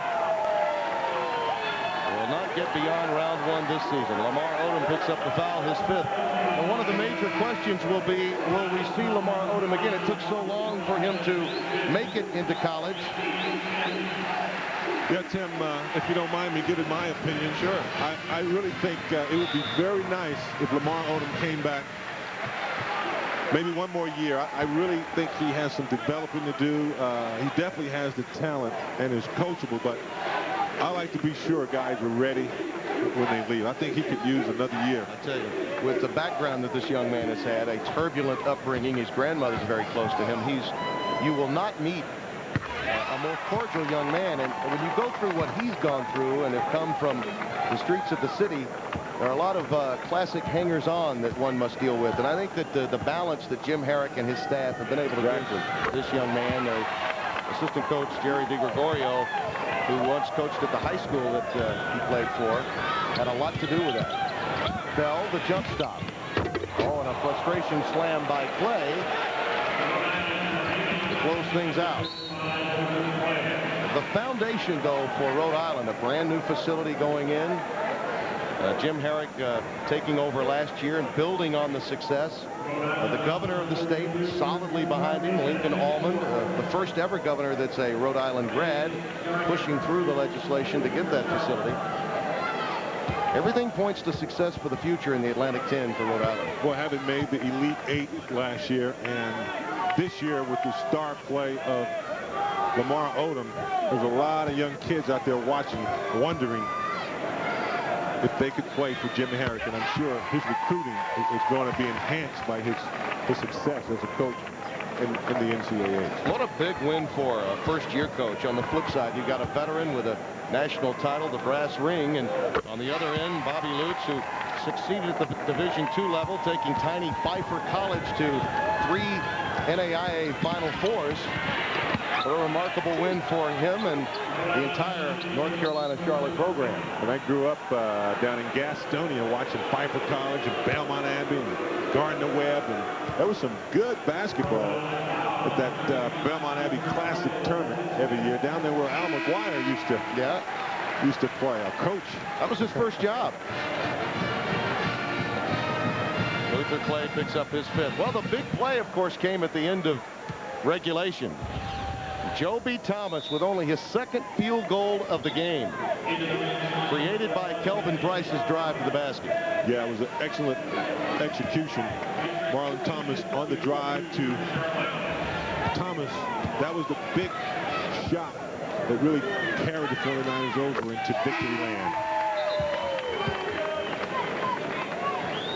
Kenny Whitehead will check back in. Listen to the ovation for Price. As you look at our Midwest Regional bracketing, UNC Charlotte punches its ticket and will await the winner of the Arizona-Oklahoma game, which is immediately following our game. I think we get a half-hour break here at our location, and we'll tip it up again.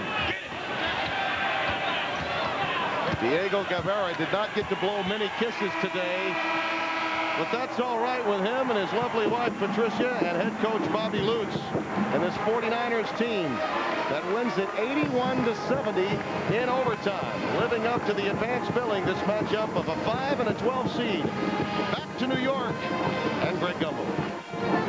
All right, Tim, so UNC Charlotte in overtime. You lose her a year ago to North Carolina, wins in overtime over Rhode Island 81-70. Meanwhile, Jim Herrick and the Rams, remember, they were up 6 in the final minute last year against Stanford and lost. They lose today. Now, Kent and Temple underway in Boston. The Owls with a 7-2 lead. We're going to send most of you there. Meanwhile, those of you looking to Charlotte for Southwest Missouri State against Wisconsin, we're going to send you to the Charlotte Coliseum for the start of your game. Those of you looking ahead to Miami of Ohio against Washington, we'll send you to the Louisiana Superdome for the tip-off of your game. And those of you looking to Game 2 at the Bradley Center in Milwaukee between Oklahoma and Arizona, we're going to start you in Boston, and then we will get you to the start of your game approximately 30 minutes from now. Wisconsin Badgers out of the Big Ten. Steve Alford in his 4th season as head coach of the University in Springfield, Missouri, and he will start this afternoon. Ken Stringer, Ron Bruton, Danny Moore, Kevin Alt, and William Fauntleroy. Out of the Missouri Valley Conference, Danny Moore, the star of this ball club. And his counterpart for the Wisconsin Badgers, also in his 4th season as head coach, with a 69-53 record with the Badgers. Dick Bennett's Wisconsin Badgers will feature Andy Kowski, Charlie Wills, Mike Kelly, Ty Calderwood, and Sean Mason, the leader of this ball club, 5th in the Big Ten in scoring, 17 points per game. Southwest Missouri State, Wisconsin, Al McGuire, what kind of a game do you expect? I expect a low-scoring game. I expect a game that will go down to who hits the highest percentage of three-point balls from outside. That should determine this game. And the big thing that Wisconsin has, and I think is so important in the NCAA tournament, is that they got 2 senior guards. Matter of fact, both of them are 5-year seniors. Well, Mason and Calderwood are those seniors. Kerry Sitton, Tony Green, Vern Harris, the officiating crew, and we are underway. One of 3 teams out of the Missouri Valley Conference, Creighton and Evansville also in the NCAAs, and Creighton won last night. Southwest Missouri State and the Wisconsin Badgers tied for 4th in regular season play in the Big Ten. Here's Calderwood. And he is picked up immediately by Fauntleroy, number 12. Charlie Wills in the starting lineup. He was a late ad in the starting lineup. Back it goes to Mike Kelly. Kelly kicks it left side. Calderwood off the screen for Wills. Rebound in the corner, chased down by Kevin Alt. And here come the Bears with their first possession of the game. Alt. And Fauntleroy. Alley-oop. Nope. Rebound into the hands of Kowski. Too soon to try the alley-oop. Alley-oop needs eye contact and needs a light sweat. You can't start your game off at one. It's too difficult to play. What's going to happen is both teams started out with man-to-man, but Mason went down in the corner, and but constantly Mason is running off screens, and they caught him in the face. Wasn't on purpose. Here goes Mason trying to rub off a screen. It looked to me maybe like a headbutt, was unintentional. Every time down on the offense, Dick Bennett's club will work many, many touches. That means many, many passes. Here's Mason. Underneath the Kowski, spins, puts it on the floor, kicks it back outside. Calderwood. Fauntleroy guards him. Wisconsin doesn't want Wills to shoot. Shot clock was down to 3 when Calderwood took the long shot. Here comes Fauntleroy. Baseline. Good defense by Wills. And Wisconsin. Back to Wills. He'll pass on the shot. Calderwood takes the 3. Ball on the floor. Kevin Alt has it. Kicks it right for Fauntleroy of Southwest Missouri State. Bears were very fortunate. You usually give these seniors that good of a look, and they're going to bury it. Got to get the ball down low to Moore. Moore starts in a high position. Too much hands that time on Wills. No, Kowski committed the foul. Excuse me, check that. Andy Kowski, the sophomore from Brookfield, Wisconsin. And the ball to be inbounded by Fauntleroy. Kicks it outside to Ken Stringer. Moore wants it. Kowski fronts it. Got to get more an angle and feed Moore. Also want to get Alt out of the gate. He's one of their leading scorers. Back to Bruton, left side. Here's the entry pass. And we are still scoreless. Only way Wisconsin will take a fast break is a solo or a leak out. Yeah, they're going to be the masters of the half-court sets. You better get used to running around about 15 screens. It's like going to the dentist and getting root canal. Without anesthesia. Wills, nope, lost it as he went up. Taken by Fauntleroy, kicked back, and Calderwood gets it. 4 on the shot clock. Well, our first game featured 4 shooting, and at the buzzer, way up off the glass. That was a violation. Hitting the backboard does not reset the shot clock. Alt. Danny Moore fouled for the second time. Danny Moore gave a head and shoulder fake. Got by his man a little bit. What happened, Kelly reached in, who's the key defensive man for Wisconsin. Foul is on Mike Kelly. And Danny Moore goes to the line. 74% free throw shooting.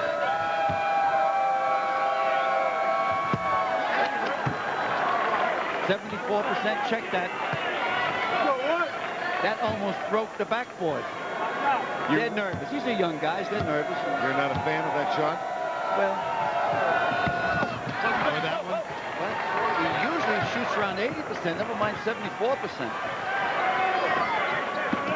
Sean Mason. There's the switch. Mason, quick move, back to Wills. Mike Kelly, guarded by Alt. And Wills gets the first basket of the game. One thing that the Bears have to be careful about, they got to be careful that Wisconsin doesn't move out. They're a much better team with a lead. Stringer. Battle for the follow. Moore can't control, out of bounds. Bears ball. What's the Charlie Wills shot, Al? Well, it was a nice kick out by Mason here over to Wills. They're laying off Wills. he surprises them and buries the deuce. Ken Stringer inbounds. Tough defense by the Badgers. Oh, that's big for them. That's huge. Steve, the coach Steve, don't forget, if you're an offensive ball player, you're an offensive coach. If you're a defensive ball player, you're a defensive coach. Kevin Ault has not had a great year. It's important to get him with a positive start in this ball game. Mason. Stringer did a little Holland Globe trying to move there. And taken away by Kevin Ault. Kevin Ault did not bring his defensive man up close to him. The only way you can pass around your defensive man is get him up close to you. Ball loose, out of bounds, touch last by Wisconsin. 4.5 gone by. Low scoring game again. 6th appearance for Southwest Missouri State in the NCAA, coached by Steve Alford. Here's more from our colleague, Armin Katayan. You know, Vern, you talk about Steve Alford. He's really done it the right way. He started out at Manchester College in Indiana. 4 years there, went 31-1 his final year. Come to Southwest Missouri. He's done a terrific job rebuilding his program. It's been a family affair. His father, Sam, is an assistant coach, sits next to him on the sideline. And now that Steve is rumored to go into Iowa, if he does go, you can be almost certain Father Sam, who coached him in Indiana, would go with him. Back to you. Longtime coach at Newcastle High School in Indiana, Sam Alford. And here's a rebound by Wills. First substitution of the game for Southwest Missouri State. Alan Phillips, the 6'5" junior forward, comes in for Ken Stringer. He wears number 33. And Vershaw is on the floor for Wisconsin, number 50. Has the ball now, kicks it out to Wills. Rebound, Kevin Ault, number 24. Fauntleroy. Both teams solid man-to-man.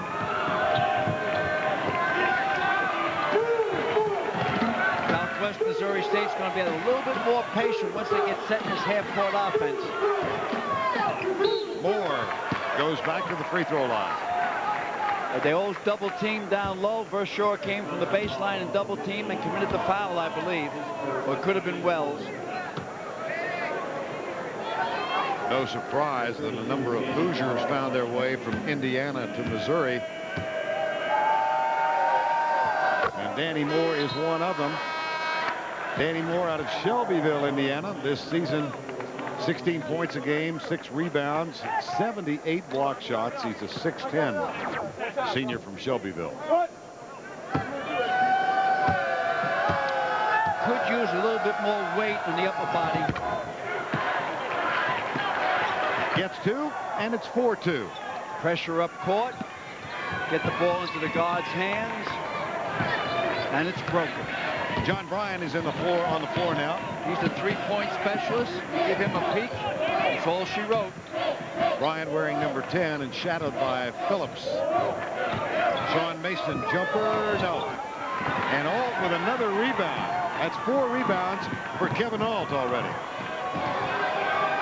That was Dick Bennett did not enjoy that last shot by Mason. Bruton back outside. Moore double teamed. Vershaw and Wills. Moore's going to have to fan that ball out a little quicker to double team him as soon as he touches the ball. Mike Kelly doing man-for-man duty on Ault. Oops, loose ball. Battle. Fauntleroy, too aggressive. William Fauntleroy, another Hoosier, junior from Gary, Indiana. Maurice Linton will make his first appearance now, replacing Sean Mason. I told you the coach didn't like the last shot that Mason took. You don't fool with Dick Bennett. No matter who you are, you got to do what he says. I like dictatorial coaches, like John Shane in the same way. Would you have classified yourself as a dictatorial coach? No, I was a little bit more of a Sherman Billingsley, a Grand Marshal, flower my lapel, that type of stuff. 4-2. Low scoring encounter in the early going. Wisconsin, here's a steal. Bruton all the way, knocks it home. Excellent decision that time. He was free, was in front of you. Let him have it.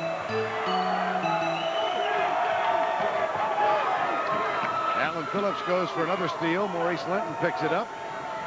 And now Mike Kelly. He's guarded by Alt. What surprised me is the Bears' quickness. They're extremely quick. And aggressive. Take a look at the last breakaway. Ron Bruton, the junior. There's a turnover, very bad pass that time by Linton. It's an automatic dunk. And good decision not to guard him or not to try to stop the shot. Anytime the guy's in front of you, you can end up getting an intentional foul from behind. So if it's a breakaway, let him have it. And substitutions for Steve Alford's team. Brandon Miller and Ryan Bettenhausen, number 4 and 10. This is Miller guarding Bryant. Calderwood has to get into the ball game, excuse me. Kowski, no. Rebound, Danny Moore. Wisconsin, a 1-for-9 start from the field. And the pace is a little bit too quick for Wisconsin. I got to give Coach Steve Alford a pat in the back. He's governing the tempo. Whoever governs the tempo of this game should win it.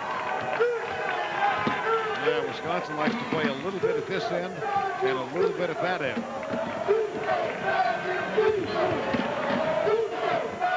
Phillips, jumper.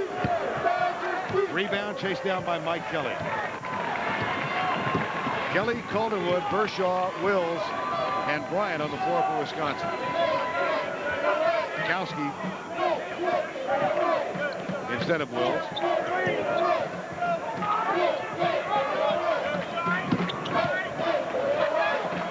Up and under, Bershaw got it. Yep. One of the better moves.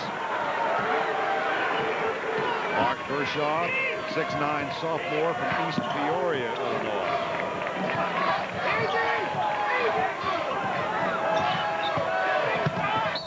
Moore. Wow, you see the collapse on Moore. Once Moore touches the ball, not only 2 guys, but 3 guys drop on him.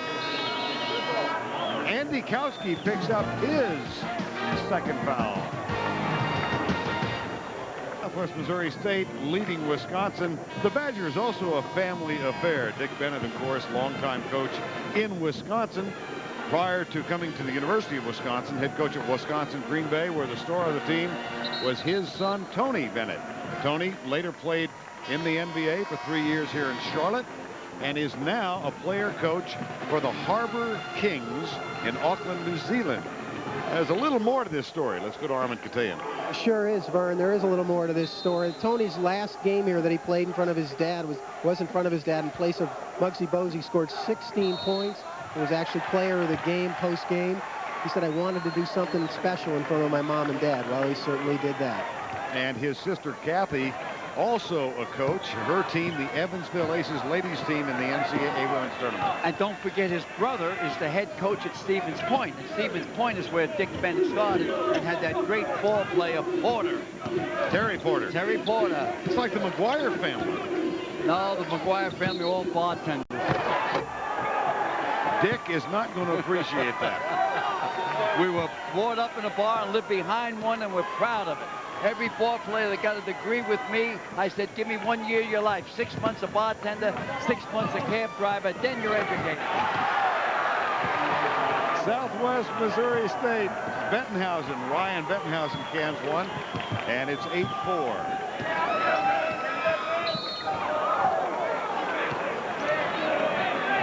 Miller would not let Mason go off the screen. Miller's a tough little guy. He calls him in number 4. He's covering Mason. He won't let Mason go off the screen. Good call by the ref. Calderwood got to get into the ball game offensively. Mason, nope. Wills fights for the rebound and gets it, kicks it back out to Calderwood. Here's Heartbreak Hotel. Now they work that clock down again usually. Travel. 4 Wisconsin turnovers equals the number of points. Ryan did the travel. He's a 3-point specialist. Brandon Miller, Ryan Bettenhausen in the backcourt for Southwest Missouri State. Offensive foul. A swim stroke.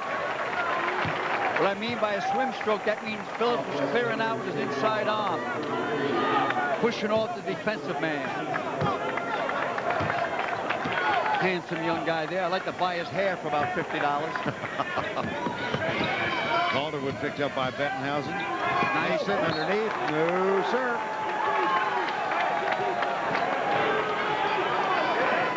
We got ourselves another slow starter like Tennessee against Delaware. A very slow starter. Poor shooting, strong defense. Well, what happens, the referees and the rules committees are favoring defense. You got to have offense. No American game defense can ever be better than the offense. What they're doing now, the cutters, they're bumping, the screeners are moving. Eventually, if it keeps going this way, the scores will be 18 to 12.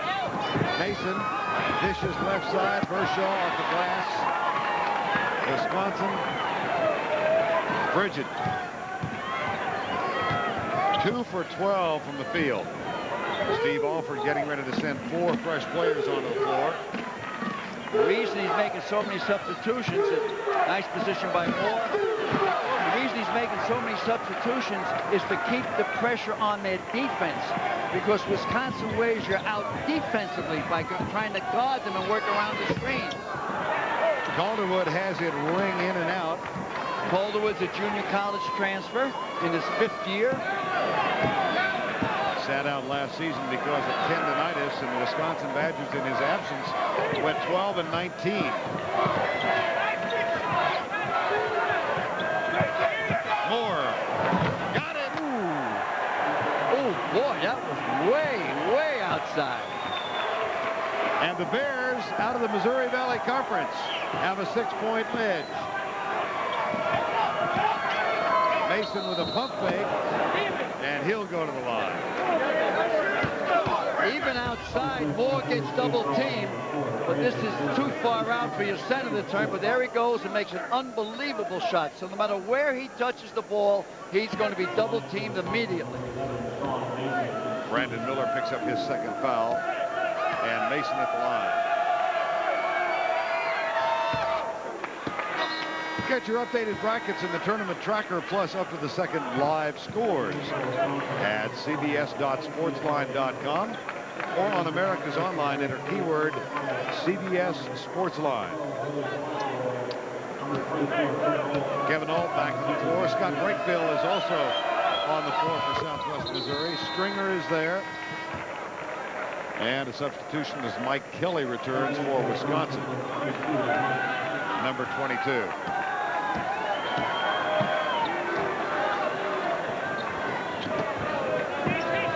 And Hinsey Oriental is also on the floor for the Badgers. Number 5. Got it. That looked like Steve Alford's shot. That looked like Steve Alford and Bloomington coming around that staggered screen, seeing the rim and releasing. Kevin Ault, 91 three-pointers made a year ago, down to 53 this year. Just an indication of the off-season he's had. He's got 5 points. Nice pass. Nice defense.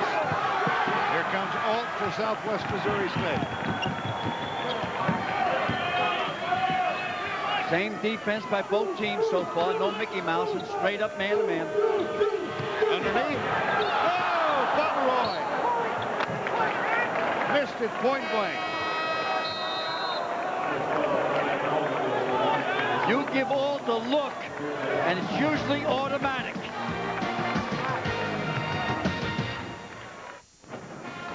Greg Gumbel and Clark Kellogg in our studios in New York. Southwest Missouri State with the lead on Wisconsin. We'll keep that score at the bottom of your screen and tell you what's happening at the Superdome, where Miami of Ohio leads Washington 23-20.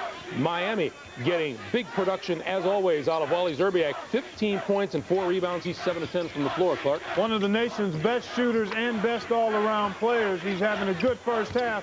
The question for Miami of Ohio is, can they handle Todd McCullough, the 7-footer from Washington? He averages a double-double, shoots 66% from the floor, and so far, Miami of Ohio has been unable to deal with him. McCullough with 9 points, 2 rebounds, a perfect 4 for 4 from the field in this game so far. It appears that Miami of Ohio a little quicker than Washington at every spot, so quickness against size is probably the contrast we'll see throughout this game, and I tend to like quickness over just pure size. Zerbiak continues to add his total at the free throw line. Meanwhile, in Milwaukee, or in Boston, rather, Kent and Temple. It's a 28-22 Temple lead. Temple not known for their ability to shoot the ball at all, but they've had great success here in the first half from behind the three-point line. 5 of 10 from behind the three for the Temple Owls. Meanwhile, Kent has turned the ball over 8 times. They typically force 4 more turnovers than they commit, do the Golden Flashes, but right now they've had slippery fingers in handling the ball. But they're still in it because of their defensive pressure and their depth. They try to wear you down over time. This is the first ever appearance for Kent in the NCAA tournament as they come up on 2.5 to play in the first half, and the Golden Flashes are trailing 28-22. They've got a balanced attack. 4 guys average double digits. A couple of guys can stroke the three. They bang the boards and try to score off turnovers. Meanwhile, in Milwaukee, this game underway just a short while ago. Arizona with the early lead on Oklahoma. What do you expect in this game, Clark? Well, Arizona's a team that loves to get out in the open court. They average 83 points a game. They've got a number of weapons. They're a young team with the exception of Bramlett and Terry.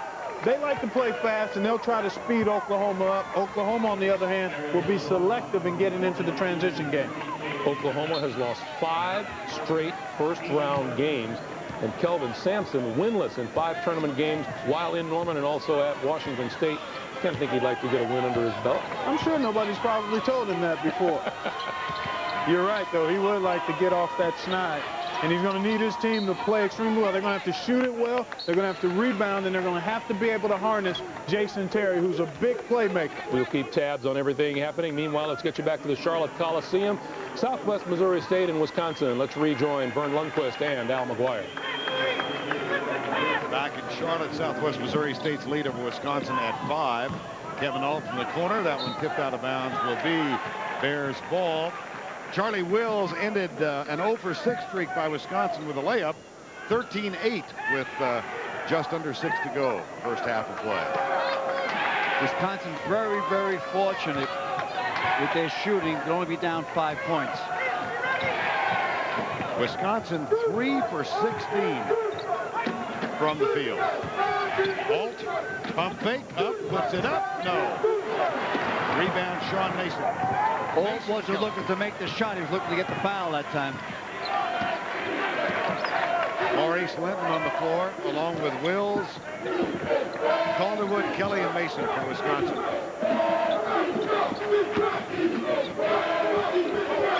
Kelly. What surprises me is the Bears' excellent defense against Wisconsin. Well, they're swarming. Calderwood. It just not going. 0 for 7 for Calderwood now in the game. And pretty good looks. He only forced 1 shot. Southwest Missouri is dictating the pace of the game. This is the pace that Coach Steve wants. It's a little bit uptick. Wisconsin obviously like a little bit slower. 7 Southwest Missouri State turnovers now. Steve Alford, in his first appearance in the NCAA as a coach, of course, made a couple with Indiana. 3 years at Manchester, now in his 4th year in Springfield. Yeah, he's pretty much on his way. Some people say Iowa, other people say Notre Dame. You got a scoop? No, I don't have any scoop. My only scoop is I think that Dr. Tom Davis is going to go on forever. I don't know what they're letting him go for. He keeps winning. Well, this Wisconsin team defeated Iowa in the first round of the Big Ten, but Wisconsin didn't exactly come into the end of the season on a boatload of momentum. They lost 5 of their last 7 Big Ten games. Here's Bryant, right side, and they lost in the semis to Michigan State. Well, what surprised me so much so far with this game, I thought Wisconsin would be doing better because normally the first time you go against Dick Bennett, you have serious problems because of their defense and their offense and their multiple touches. But the Dick Bennett against the Bears in his many careers at different schools is 0 for 12. But you got to remember, Charlie Spoonhour was the coach with the Bears years ago. Ooh. Danny Moore with an answer. He's got 6 points. When Moore faces the basket from outside, there's an excellent touch. Dick Bennett, when he was the coach of Wisconsin Green Bay, was in the same conference with Southwest Missouri State. During that time, 86 to 90, he was 0-12 against Charlie Spoonhour's Bears. Well, Charlie Spoonhour's retiring. He's leaving St. Louis. It's a shame because he's one of the better coaches in the country, by far. Kershaw picks up a foul.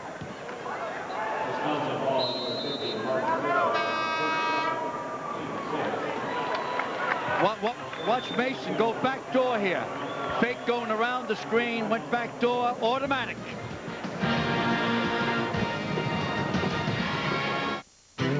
Minutes for Wisconsin to get into double figures. They've now got 10 points. 0 for 9 from three-point range, Al. Well, you know what? Obviously, it's you don't like to see that, but Coach Steve better not fall asleep because Wisconsin, out of those 9 shots, had 8 good looks. And if you give them another 8 good looks out of 9, they're back in this ball game, if not ahead of you. You've got to stop them from three-point land. So Wisconsin's 4 for 19, which is 21% from the field. Ball on the floor and into the hands of Ken Stringer. Now Bettenhausen. Ryan Bettenhausen for 3. Steve Alfer's first recruit out of the storied racing family from Indianapolis. Yeah, his dad had an accident. Matter of fact, lost an arm in racing. Mason. 8-point Southwest Missouri State lead. 2:45 to go before the break. Here's Bryant. Entry pass to Kowski. Now Kelly, who is not a scoring threat, has it rejected. Big time move that time by Moore. Ken Stringer and Kevin O. Moore open underneath, slapped away by Kowski. Kowski saved an automatic basket. One of the weaknesses of Moore, his body isn't strong.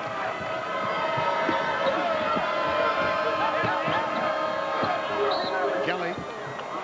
And Mason is fouled by Stringer before he makes the entry pass. Calderwood's going to come back on now for the Badgers. And John Bryant will head to the bench. Alan Phillips back on the floor for Southwest Missouri State. Next 2 minutes and change. Both teams are in a 1-on-1.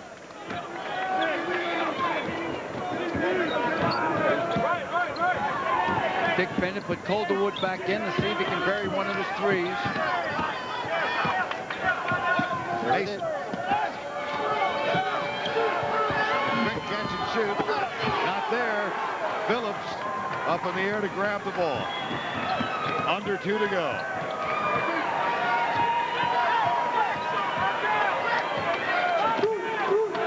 Looks like Steve wants to look a little clock here.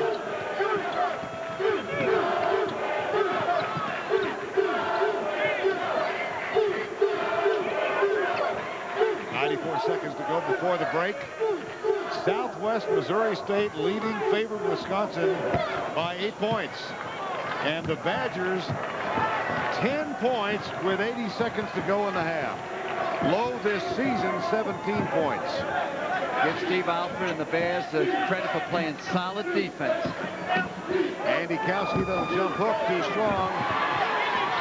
They just can't get it to fall. Here come the Bears of Southwest Missouri State. Phillips kicked out from Bettenhausen. Knocked it home for 3.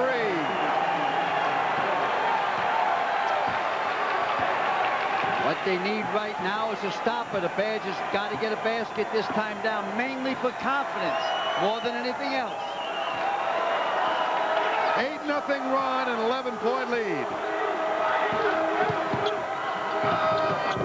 Another that won't fall. The follow is good. Huge follow-up by Kowski that time. They'll take it down all the way down. Coach Steve just burnt his 20. He loses it anyway. Watch the kick out. Ryan Bettenhausen to Alan Phillips, Al. Excellent, but watch the follow-through. After it goes in, watch what Phillips does. Zippo. Let's see if we can catch Phillips going down. He's saying, hey, I can hit the elbow. I want a 4-point play. 6'5" junior from Little Rock, Arkansas. 21-12 for this team out of the Missouri Valley Conference. They lost to Creighton in the conference semifinals. Back in the tournament for the first time since 1992. They had a run of really good teams in the late 80s under Charlie Spoonhour. Winston Garland was one of the stars of that bunch back then. They'll spread it out, look for the shot with about 5 seconds to go. The shot's missed and allows one tap. Doesn't give a chance for the Badgers to score at all. Shooting up another 4 seconds off. Now go. Phillips. Wisconsin gets it. Yeah, because of defensive play. The arrow favored SMS, but was defensive that made the play. So Wisconsin gets the ball with plenty of time to shoot. 5.1. Mike Kelly will throw it in for the Badgers.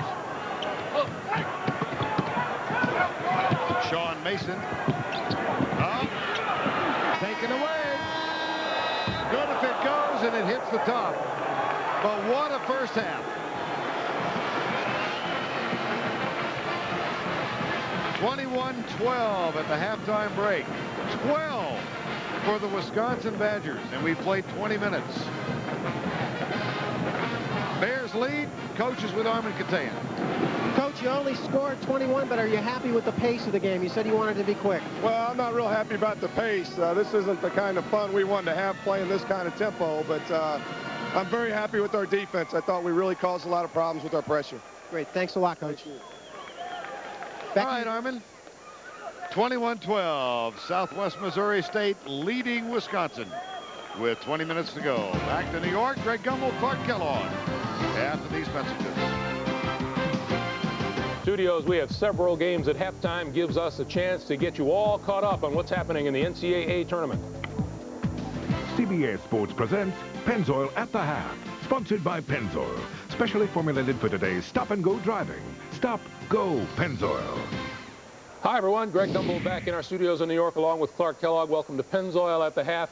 And Miami of Ohio, you're talking about those games involving 10 seeds and 7 seeds. Look at what the 10th seeded Red Hawks of Miami of Ohio are doing to Washington 29-26 at the break. Riding Wally Zerbiak, who actually had a 9-day layoff since a tough performance in the MAC championship game, was nursing a sprained knee. Obviously, he is quite healthy. 21 points in the first half. 21 of Miami's 29 points. Meanwhile, first-round action in the East in Charlotte, North Carolina. Southwest Missouri State 21-12 over the Wisconsin Badgers. What's Wisconsin doing today? Sounds like a football score is what it sounds like. But Wisconsin is having a tough time finding shots. They've struggled all year to score, and Southwest Missouri State is really up in them, not allowing them to get good shots. All right, meanwhile, in Milwaukee at the Bradley Center, game 2 of the action there today. Oklahoma and Arizona are doing battle there, and right now it's the 13th seed Sooners trailing Arizona 17-8. The Wildcats seeded 4th in the Midwest. Let's join Tim Brando and James Worthy in Milwaukee.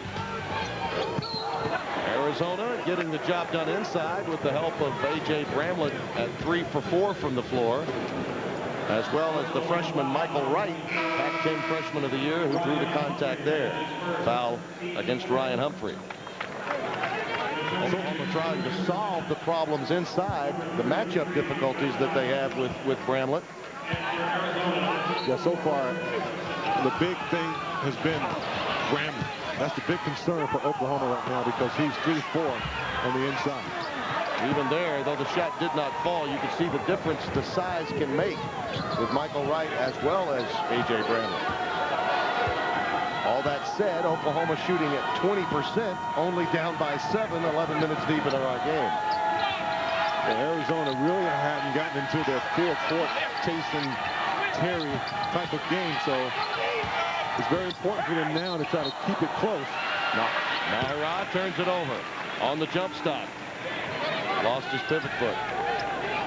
Bramlett is a player that you have to be concerned about as you see it coming on the screen on your right side, just keeping the ball alive. And then once he gathers himself, he never puts it on the floor. For the younger players, you get a rebound underneath. Watching Bramlett not bring it down, going straight back up. That's going to create a problem. He's got 3 or 4 weapons he can hurt you with. Ruben Douglas on the floor, operating at the point. Off the ball, more contact.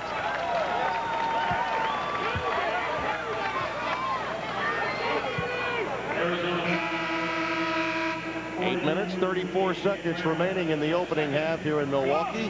Arizona with a 7-point lead. A.J. Bramlett picking up his second foul. Humphrey checks back in, and Eduardo Najera, who you can tell is frustrated, takes a seat alongside Kelvin Sampson. Critical for Oklahoma to try to take advantage of A.J. Bramlett being out of the game, although White for Arizona is just as good in the post. Spalding with a rainbow J from downtown. His first three, 17-13. Believe it or not, he only shoots 28% from the field.